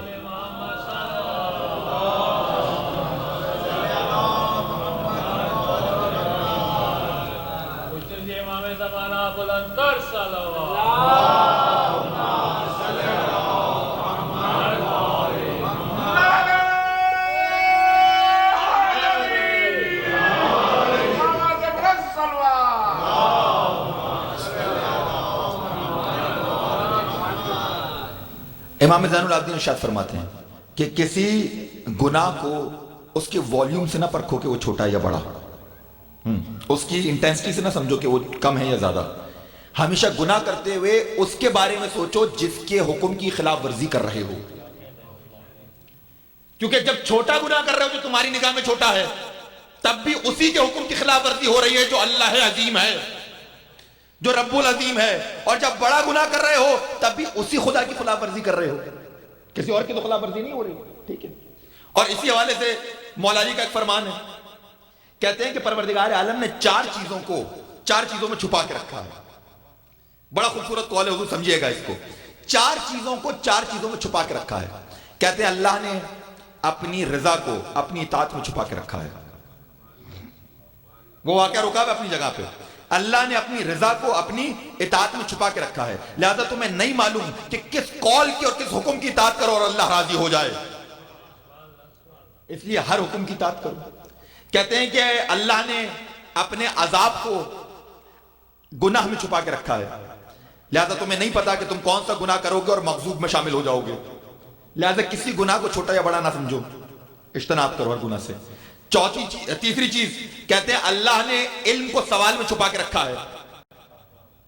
تمہیں نہیں پتا کہ کون سا سوال کرو, بلکہ یوں بھی کہیے کہ اللہ نے قبولیت کو دعا میں چھپا کے رکھا ہے, لہذا کوئی وقت مس نہیں کرنا دعا مانگنے کے لیے. خدا جانے کون سا وقت قبولیت کا ہو, کون سی دعا قبولیت کی ہو, کون سا مقام قبولیت کا ہو اور قبول ہو جائے. اور جانتے چوتھا قول کیا ہے مولا کا, چوتھی چیز کیا ہے, کہتے ہیں اللہ نے اپنے ولیوں کو بندوں میں چھپا کے رکھا ہے. محسوس کیجئے گا اس چیز کو, اللہ نے اپنے بندوں کو اپنے ولیوں کو بندوں میں چھپا کے رکھا ہے. آپ کو نہیں معلوم جس کے ساتھ بیٹھے ہیں اس کا مقام کیا ہے, اس لیے ہر انسان کی عزت کیجئے. بظاہر آپ کو لگتا ہوگا کہ عام سا آدمی ہے, مگر خدا جانے خدا کی نگاہ میں اس کی قدر و منزلت کتنی بلند ہو. کسی کو حقارت سے نہ دیکھو. اگر خدا کا سچا ولی نکلا, اگر خاص بندہ نکلا تو کیا کیجئے گا. ٹھیک ہے, آئیے واپس اس بات کی طرف اور واقعے کو کمپلیٹ کرتے ہیں. سرکار نے کہا کہ جھوٹ بولنا چھوڑ دو. ٹھیک ہے, اچھا اس نے جھوٹ بولنا, اس نے وعدہ کیا سرکار سے اسی مقام پہ بیٹھے بیٹھے کہ اب میں جھوٹ نہیں بولوں گا. اگلا دن ہوا, چوری کرنے کا دل چاہا. جیسے ہی چوری کے لیے راغب ہوا, اسے یاد آیا کہ اگر میں نے چوری کی تو سرکار کو کل سچ بتانا پڑے گا. کا وعدہ کر کے آیا ہوں, میں چوری نہیں کر سکتا.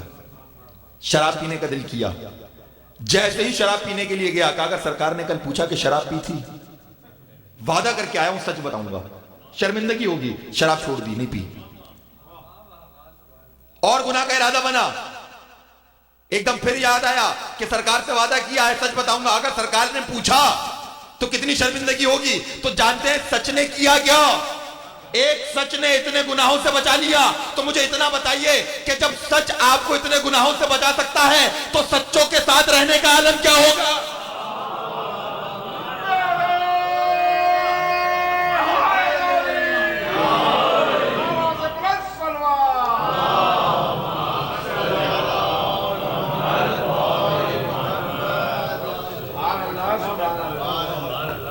حضور گفتگو کو ایک منزل اوپر لے جائیں، آپ لوگوں کا ارادہ ہو، آپ لوگوں کی اجازت ہو تو۔ اچھا جی، تزکیہ یہ کریں گے، نفس کا تزکیہ ہونا ہے، نفس کی تہذیب ہونی ہے۔ کہاں تک ہونی ہے؟ کوئی لمٹ ہے کہ نفس کے تزکیے کی یہ لمٹ ہے، یہاں تک بلندی حاصل ہوگی، بس اس سے اوپر نہیں۔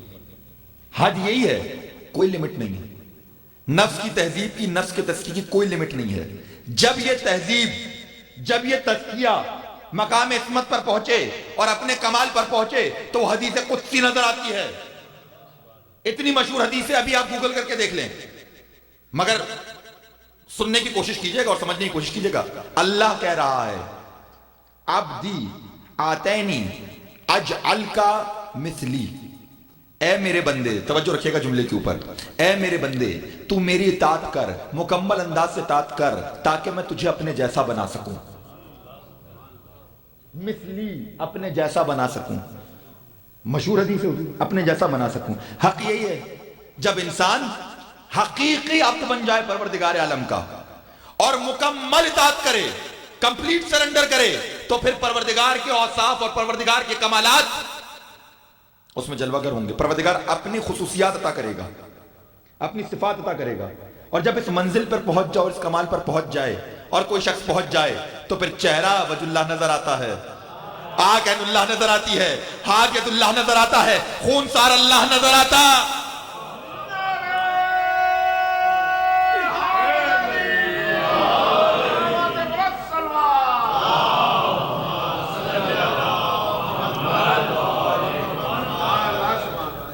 دیکھیے، اپنی کتاب سے نہیں پڑھوں گا، علامہ ابن ابی الحدید معتزلی، ٹھیک ہے، اہل سنت کے بہت بڑے عالم، انہوں نے شرح لکھی نہج البلاغہ کی، ٹھیک ہے، اور کئی والیومز کے اوپر ہے وہ شرح، اس میں یہ واقعہ لکھا ہوا ہے، سن لیجئے گا۔ کہتے ہیں کہ حج کا موسم تھا، حج کی ادائیگی ہو رہی تھی، کہتے ہیں ایسے میں نے ایک شخص کو دیکھا جس کا ایک آنکھ سوجی ہوئی تھی، اور اتنی سوجی ہوئی تھی کہ لگتا تھا کہ نکل کے باہر آ کے گرے گی۔ کہنے لگے، خلیفہ دویم کا زمانہ تھا، خلیفہ دویم کا دور تھا، ٹھیک ہے، ایسے میں انہوں نے طلب کیا خلیفہ دویم کو، خلیفہ دویم نے طلب کیا اس شخص کو، قریب آؤ۔ وہ گیا، اس کے چہرے کو دیکھا، کہا یہ عالم کس نے کیا ہے، ٹھیک ہے، کہنے لگا اگر بتا دیا تو کیا کریں گے؟ کہنے لگا تمہیں نہیں پتا، میری عدالت مشہور ہے۔ کہنے اچھا آپ قصاص دلائیں گے؟ کہاں قصاص دلائیں گے؟ کہا ٹھیک ہے، کہا علی نے مارا، کہا علی نے مارا، اچھا ٹھیک ہے، لے کے چلے مولا علی کی بارگاہ میں، کہنے لگے یا علی آپ نے سے مارا ہے؟ علی نے چہرہ دیکھا، کہاں مارا ہے۔ اب درس ہے جوانوں کے لیے بھی، سب کے لیے، صرف جوانوں کے لیے نہیں، سب کے لیے، کیا درس ہے؟ علی نے کہا چہرہ دیکھا، کہاں مارا ہے؟ کہا وجہ پوچھ سکتا ہوں؟ کہنے لگے جب مناسک حج ادا ہو رہے تھے تو میں نے دیکھا کہ یہ ہماری مستورات کی طرف، یعنی ہماری عورتوں کی طرف نگاہ کر رہا تھا۔ دیکھو آنکھ کا پردہ بھی ہے، تمہارے مولا کو پسند نہیں ہے کہ تم اپنی آنکھ میں شرم اور حیا نہ رکھو۔ کہنے مجھ سے برداشت نہیں ہوا، میں نے تماچا رسید کر دیا، بس اتنا سننا تھا۔ خلیفہ دویم کہنے لگے کہ اب میں کیا کر سکتا ہوں کہ عین اللہ نے دیکھا ہے، ید اللہ نے مارا ہے۔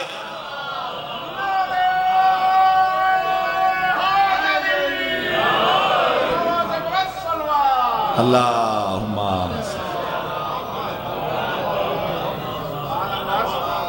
عین اللہ نے دیکھا ہے، ید اللہ نے مارا ہے۔ اگر اپنی خطیبانہ زبان میں اور لسانیت میں میں جملہ کہوں اور ایک قدم آگے بڑھوں تو یوں سمجھیے کہ کہنا یہ چاہ رہے ہیں کہ عین اللہ نے دیکھا ہے، ید اللہ نے مارا ہے، رضی اللہ بیچارہ کیا کرے؟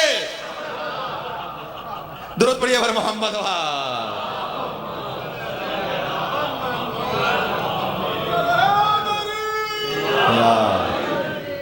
برائے خوشنود امام زمانہ بلند تر صلوات۔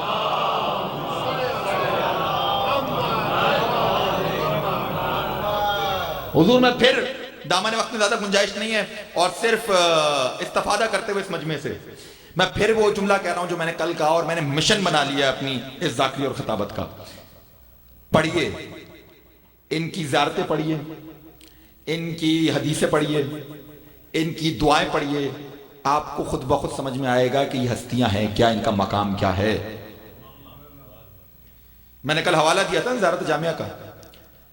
زیارت, میں خدا کی قسم آپ کی جملے پڑھیں آپ کو سمجھ میں آئے گا کہ اور غلو کی کوئی منزل نہیں, ممکن نہیں, امکان نہیں, کیونکہ جن کی توصیف ہو رہی ہے, جن کی تعریف ہو رہی ہے, وہ خود اپنا قصیدہ پڑھ رہے ہیں. کسی بندے کی, کسی خطیب کی, کسی ذاکر کی, کسی عالم کی کوئی اوقات ہی نہیں یہاں پر. جن کے فضائل ہیں وہ خود بیان کر رہے ہیں. اب ایسے میں زیارت جامعہ میں ایک ٹکڑا ہے جس میں کہتے ہیں معصوم اپنے حوالے سے کہ الحق معکم وفیکم ومنکم والیکم. اب میں اس کا کیا ترجمہ کروں حضور, میری مجبوری ہے, جو حق ہے وہ بیان کروں گا. معصومین کے لیے کیا کہا, الحق معکم, حق آپ کے ساتھ ہے. آپ جب زیارت جامعہ پڑھتے ہیں تو گواہی دیتے ہیں کہ مولا میں گواہی دیتا ہوں کہ حق آپ کے ساتھ ہے. الحق معکم وفیکم, آپ میں ہے. آپ نے محسوس نہیں کیا, وفیکم حق آپ میں ہے, ومنکم آپ سے ہے, والیکم آپ کی طرف ہے. جواب زیارت جامعہ پڑھتے ہیں تو اس چیز کا اقرار کرتے ہیں, ٹھیک ہے. اچھا اب فیکم کی منزل کیا ہے یہاں پہ, بس یہ سنیے اور مجھے اجازت دیجیے. فیکم حق آپ میں ہے. شاہ عبد العزیز محدث دہلوی نے کتاب لکھی ہمارے مسلک سے تعلق نہیں, اس میں وہ واقعہ بیان کرتے ہیں فتح مکہ کا کہ جب بت شکنی ہو رہی تھی, ٹھیک ہے, سرکار کے دوش پہ علی کھڑے تھے. اچھا میں سوال کروں یا رسول اللہ, بڑے بڑے دراز قد کے لوگ موجود ہیں, کسی سے بھی خدمت لے لیجئے, ہے نا. اچھا تو پورے شہر مکہ میں سیڑھی نہیں تھی, بس سیڑھی لے لیتے, بت توڑ لیتے, تو جواب آئے گا رسول کا کہ بھائی بات یہ ہے کہ کرنی ہے بت شکنی, کرنی ہے بت شکنی. نہ تو بت پرست کی سیڑھی استعمال ہوگی, نہ بت پرست کا کندھا استعمال ہوگا.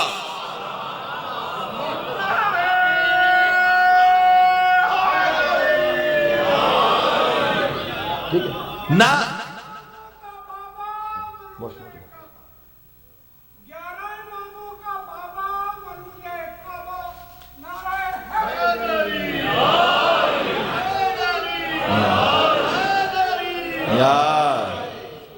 ایسا ہی ہے, ایسا ہی ہے. اچھا تو علی کو بلند کیا, علی کو بلند کیا. اب یہ نہ ملے کتاب کے اندر تو میں آپ کا مجرم ہوں. ایک مرتبہ سرکار نے سوال کیا علی سے کہ یا علی کیسا محسوس کر رہے ہو, الحق کو فیکم ذہن میں, یا علی کیسا محسوس کر رہے ہو. کہنے لگے یا رسول اللہ کیا پوچھتے ہیں, میں خود کو اتنا بلندی پہ محسوس کر رہا ہوں, میں خود کو اتنا بلندی پر محسوس کر رہا ہوں کہ ابھی ہاتھ بڑھاؤں اور تارا توڑ لوں, ابھی ہاتھ بڑھاؤں اور تارا توڑ لوں. بھئی یہ سوال رسول نے کیا تھا علی سے. اب پلٹ کے علی نے پوچھا رسول سے, کہنے لگے یا رسول اللہ آپ کیسا محسوس کر رہے ہیں, یا رسول اللہ آپ کیسا محسوس کر رہے ہیں. تو مسکرا کے کہنے لگے یا علی کیا پوچھتے ہو, تو کار حق نی کنی من بار حق نی کشم, تو حق کا کام کر رہا ہے, میں حق کا بوجھ اٹھائے ہوئے.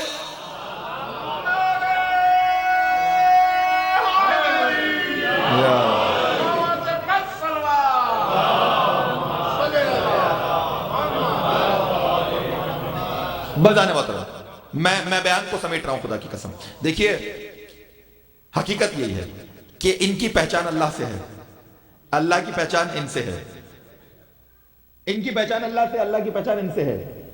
اللہ نے پہچانوایا ہے یہ کون ہے, انہوں نے پہچانوایا اللہ کون ہے.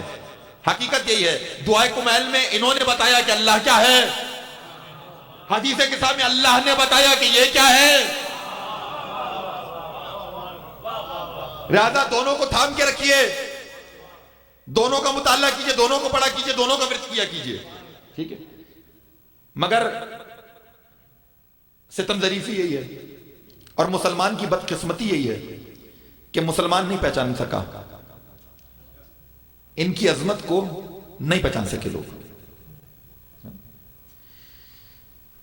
اور اگر ان کو پہچان لیتے تو کربلا یوں برپا نہ ہوتی.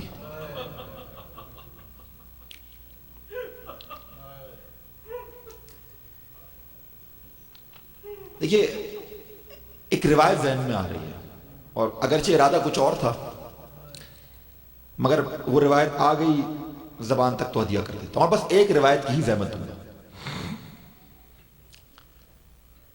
جب قافلہ آ رہا تھا نا کوفے سے شام کی طرف، تو ایک مقام تھا شہر حمص، آج بھی وہ شہر موجود ہے، شام سے تقریباً 300 کلومیٹر کے فاصلے پر۔ اچھا، تاریخ میں یہ بھی لکھا ہے کہ کوفے سے شام کا فاصلہ تقریباً 32 دن کا تھا، 32 ڈیز کا تھا۔ یہ فاصلہ 16 دن میں طے کرایا گیا ہے۔ میں نے کہہ دیا، آپ نے محسوس نہیں کیا۔ ان کو جلدی تھی، لشکر والوں کو جلدی تھی کہ جتنے جلدی لے کر پہنچیں گے اتنے جلدی انعام و اکرام ملیں گے، لہذا اونٹوں کو دوڑایا جاتا تھا، اور اونٹوں پہ بیویاں بیٹھی تھی جن کے ہاتھ پر پٹ بندھے ہوئے تھے، گود میں بچے تھے۔ جب اونٹ دوڑتے تھے بچے نیچے گرتے تھے، مائیں بچوں کو بتا نہیں سکتی تھی۔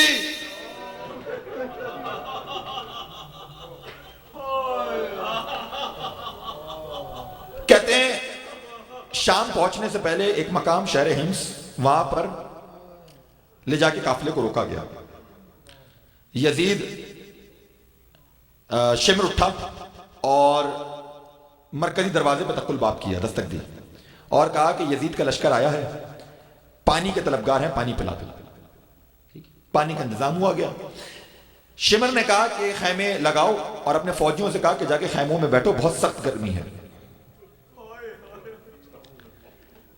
شہر کے مرکزی دروازے کے سامنے ایک درخت تھا، بیویوں کو کہا گیا کہ اس درخت کی چھاؤں میں بیٹھو۔ بیویاں درخت کی چھاؤں میں بیٹھ گئیں۔ سکینہ زینب کی گود میں ہے، اور اس درخت کی ایک شاخ پہ حسین کے سر کو آویزہ کر دیا گیا۔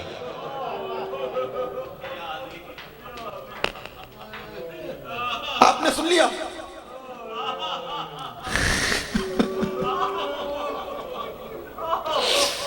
آپ نے سن لیا؟ لشکر والے خیمے میں ہیں، بیبیاں درخت کے نیچے ہیں، سکینہ زینب کی گود میں ہے، حسین کا سر درخت کی شاخ پہ ہے۔ سید سجاد کہاں ہیں؟ سید سجاد کہاں ہیں؟ دیکھو، بیمار کو اجازت نہیں تھی کہ جا کے سائے میں بیٹھے، لشکر والوں نے مجبور کیا تھا کہ سخت دھوپ میں بیٹھے رہو۔ بیمار سخت دھوپ میں بیٹھا ہوا تھا۔ دیکھو عرب کی گرمی، کچھ دیر میں لوہا کھولنا شروع ہوا، ہاتھوں میں ہتھکڑیاں تھی نا، پیروں میں بیڑیاں تھی نا، گلے میں توپ تھا نا، کچھ دیر میں لوہا کھولنا شروع ہوا۔ جیسے لوہا کھولنا شروع ہوا، ایک مرتبہ بیمار نے ہتھکڑیوں کو سنبھالا، بیڑیوں کو سنبھالا۔ وہ لشکر والے جس خیمے میں بیٹھے تھے اس کا سایہ زمین پہ پڑ رہا تھا، سائے میں جا کے بیٹھ گئے۔ جیسے سید سجاد جا کے سائے میں بیٹھے، ایسے میں لشکر کے اندر ایک سردار بیٹھا ہوا تھا، اس کو آواز سنائی دی جھنکار کی، زنجیروں کے جھنکار کی آواز سنائی دی۔ اس نے اپنے غلام کو طلب کیا اور کہا جا کے پوچھو کہ کون ہے جو جا کے سائے میں بیٹھا ہے۔ اس نے کہا وہ جو قیدی ہے نا، وہ جو بیمار قیدی ہے، اس سے دھوپ برداشت نہیں ہو رہی تھی، اس لیے خیمے کے سائے میں آ کے بیٹھ گیا۔ سردار اٹھا اور اس نے کہا اسے جاؤ کہو کہ اسے اجازت نہیں ہے کہ وہ سائے میں بیٹھے، اسے جا کے کہو واپس جا کے دھوپ میں بیٹھے۔ غلام آیا، غلام نے کہا کہ میرا سردار چاہتا ہے کہ تو واپس جا کے دھوپ میں بیٹھے۔ عابد بیمار نے کہا کہ میں تیرا کیا بگاڑتا ہوں، میں یہاں سائے میں بیٹھا ہوں، میں خیمے میں تو نہیں آ رہا۔ جب یہ لوہا سرد ہو جائے گا، واپس ٹھنڈا ہو جائے گا، واپس جا کے دھوپ میں بیٹھ جاؤں گا۔ ابھی یہ کلام ہو ہی رہا تھا، اتنے دیر میں سردار آیا، اس کے ہاتھ میں ایک تازیانہ تھا، چلا عابد بیمار پہ برسانے کے لیے۔ بیبیاں منظر دیکھ رہی تھی، بیبیاں اٹھی، ایک مرتبہ عابد بیمار کے گرد ہلکا کیا کہ عابد بیمار ہم سایہ کرتے ہیں۔ بیچ میں عابد بیمار، چاروں طرف بیبیاں، جب تک سورج غروب نہیں ہو گیا بیبیوں کے سائے میں عابد بیمار۔ جملہ سنو گے عزیزوں، میں نے ایک ہی روایت کی زحمت دی ہے۔ جیسے سورج غروب ہوا، شہر کا مرکزی دروازہ کھلا، اتنے میں لوگ آئے تماشا دیکھنے کے لیے۔ حسین کا سر کہاں ہے؟ ذہن میں ہے نا، ایک شاخ پہ آویزہ ہے، لوگ تماشا دیکھنے کے لیے آئے۔ ایک بوڑھے شخص کے کندھوں پہ ایک بچہ بیٹھا ہوا تھا. اس بچے نے سوال کیا یہ سر کس کا ہے؟ آخری زحمت ہے عزیزوں، آخری زحمت ہے. اس نے سوال کیا یہ سر کس کا ہے؟ اس بوڑھے نے کہا کہ ایک باغی تھا، اس نے خروج کیا تھا امیر کے خلاف، امیر نے اسے سزا دی ہے، اس کا سر ہے. دیکھو بچے کو کچھ نہیں معلوم، بچے نے معصومیت پہ سوال کیا تھا کس کا سر ہے، جواب ملا باغی کا سر ہے. اب جملہ سن لینا، اور جسے ماتم آ سکتا ہو کم سے کم وہ ماتم ضرور کرے. ایک مرتبہ بچہ کندھے سے اٹھا، ایک پتھر اٹھایا حسین کی جانب، پتھر حسین کی پیشانی پہ لگا. زینب اب تک خاموش تھی. ایک مرتبہ زینب نے ہاتھوں کو اٹھایا، کہا ام کلثوم تو بھی ہاتھوں کو اٹھا، ام لیلا تم بھی ہاتھوں کو اٹھاؤ، ام فرما تم بھی ہاتھوں کو اٹھاؤ، ہم بد دعا کرتے ہیں. ادھر بد دعا ہونے لگی تھی، حسین کے لبوں پہ جنبش. زینب نانا کی امت،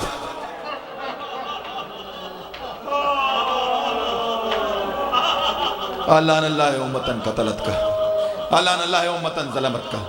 ربنا تقبل منا انک انت السمیع العلیم برحمتک یا ارحم الراحمین. ماتم حسین.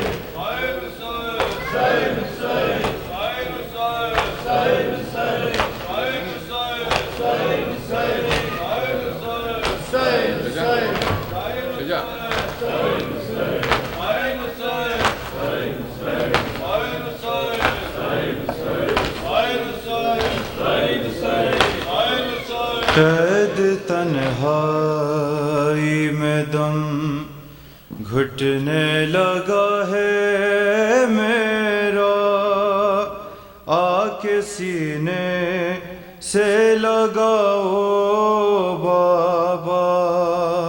قید تنہائی میں دم گھٹنے لگا ہے میرا،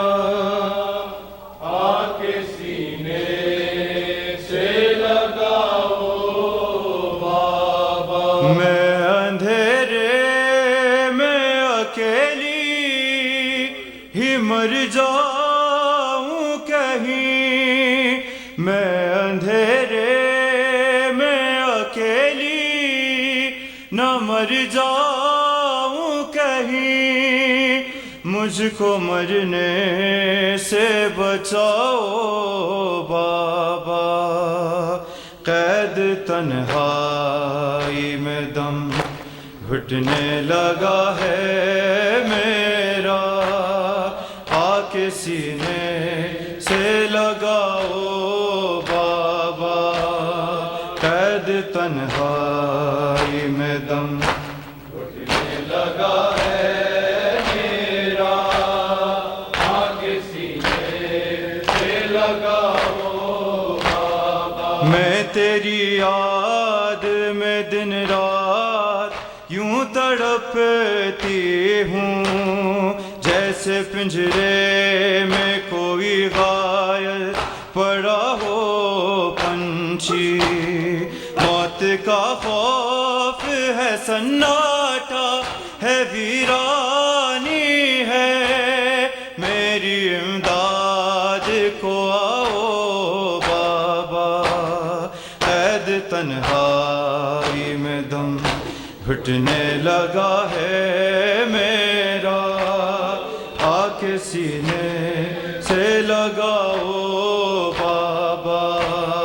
قید تنہائی میں دم گھٹنے لگا ہے میرا، کے سینے سے لگاؤ بابا. مجھ کو عادت ہے تیرے سینے پہ سر رکھنے کی، چین کی نیند بھلا کیسے زمیں پر آئے.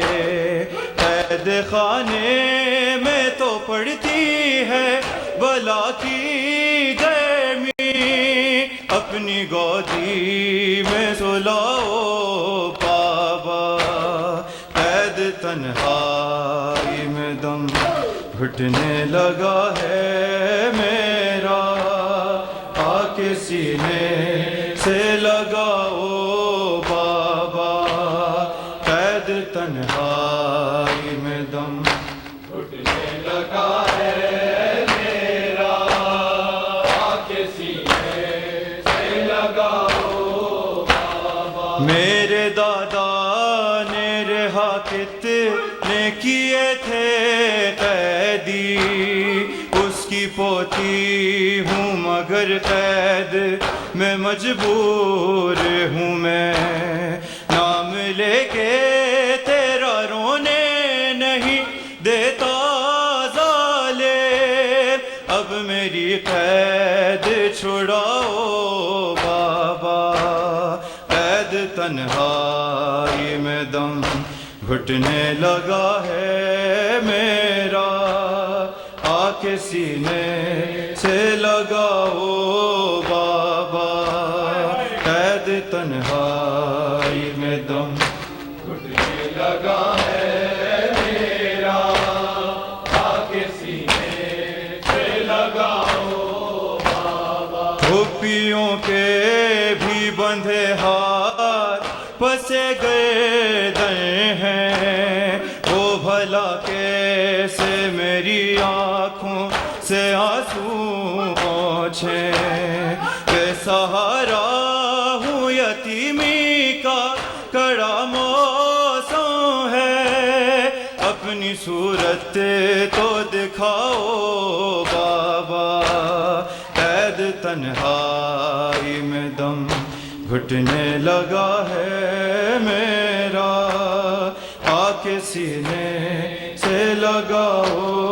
بابا، قید تنہائی میں دم گھٹنے لگا ہے میرا، آ کے سینے سے لگاؤ بابا۔ میرے دادا نے رہا کتنے کیے تھے قیدی، اس کی پوتی ہوں مگر قید میں مجبور ہوں میں، نام لے کے تیرا رونے نہیں دیتا ظالم، اب میری قید چھڑاؤ بابا، قید تنہائی میں دم گھٹنے لگا ہے میرا، آ کے سینے سے لگاؤ بابا، قید تنہائی میں دم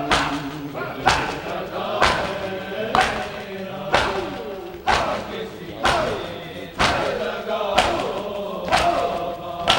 ہائے میرا بیمار ماں، ہائے میرا بیمار ماں، ہائے میرا بیمار ماں، ہائے میرا بیمار ماں، ہائے میرا بیمار ماں، ہائے میرا بیمار ماں، بعد قتل شاہ انا،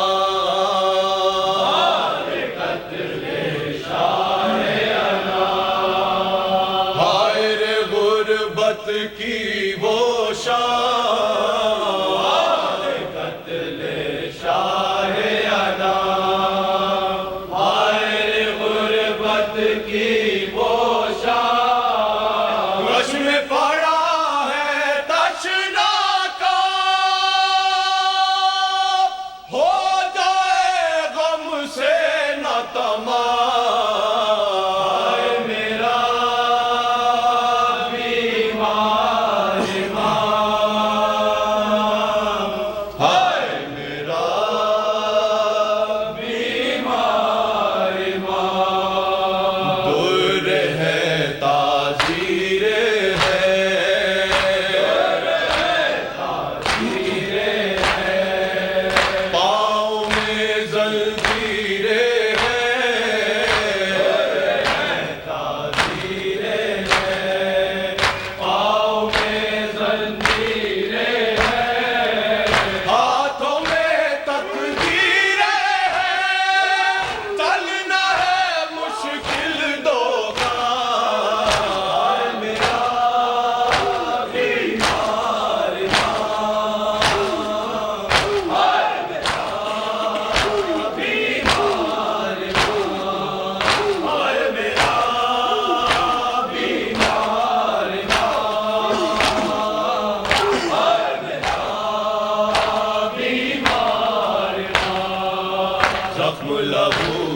برساتا ہے، لہو برساتا ہے، دل ہے کہ چھلکاتا ہے، لہو برساتا ہے، دل ہے کہ چھلکاتا ہے، در کھاتا جاتا ہے، لمحہ لمحہ گام بگام،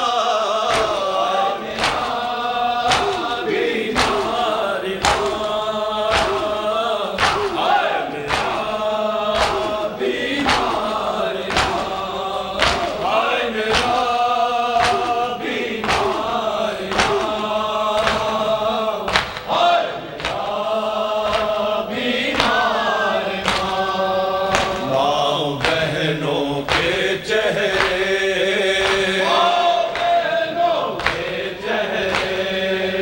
بالوں کے پیچھے ہے چھپے،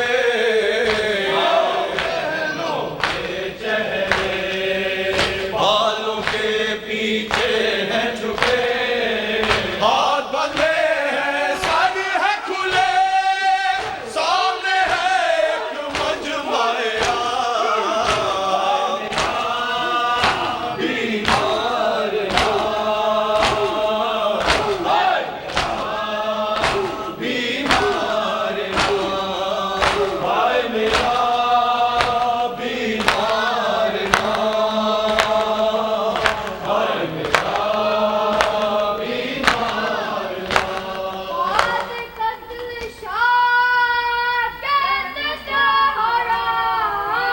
بعد قتل شاہ کہتے تھے حرام، بعد قتل شاہ کہتے تھے حرام، بعد قتل شاہ کہتے تھے حرام، بعد قتل شاہ کہتے تھے حرام، بعد قتل شاہ کہتے تھے حرام، بعد قتل شاہ کہتے تھے حرام، بعد قتل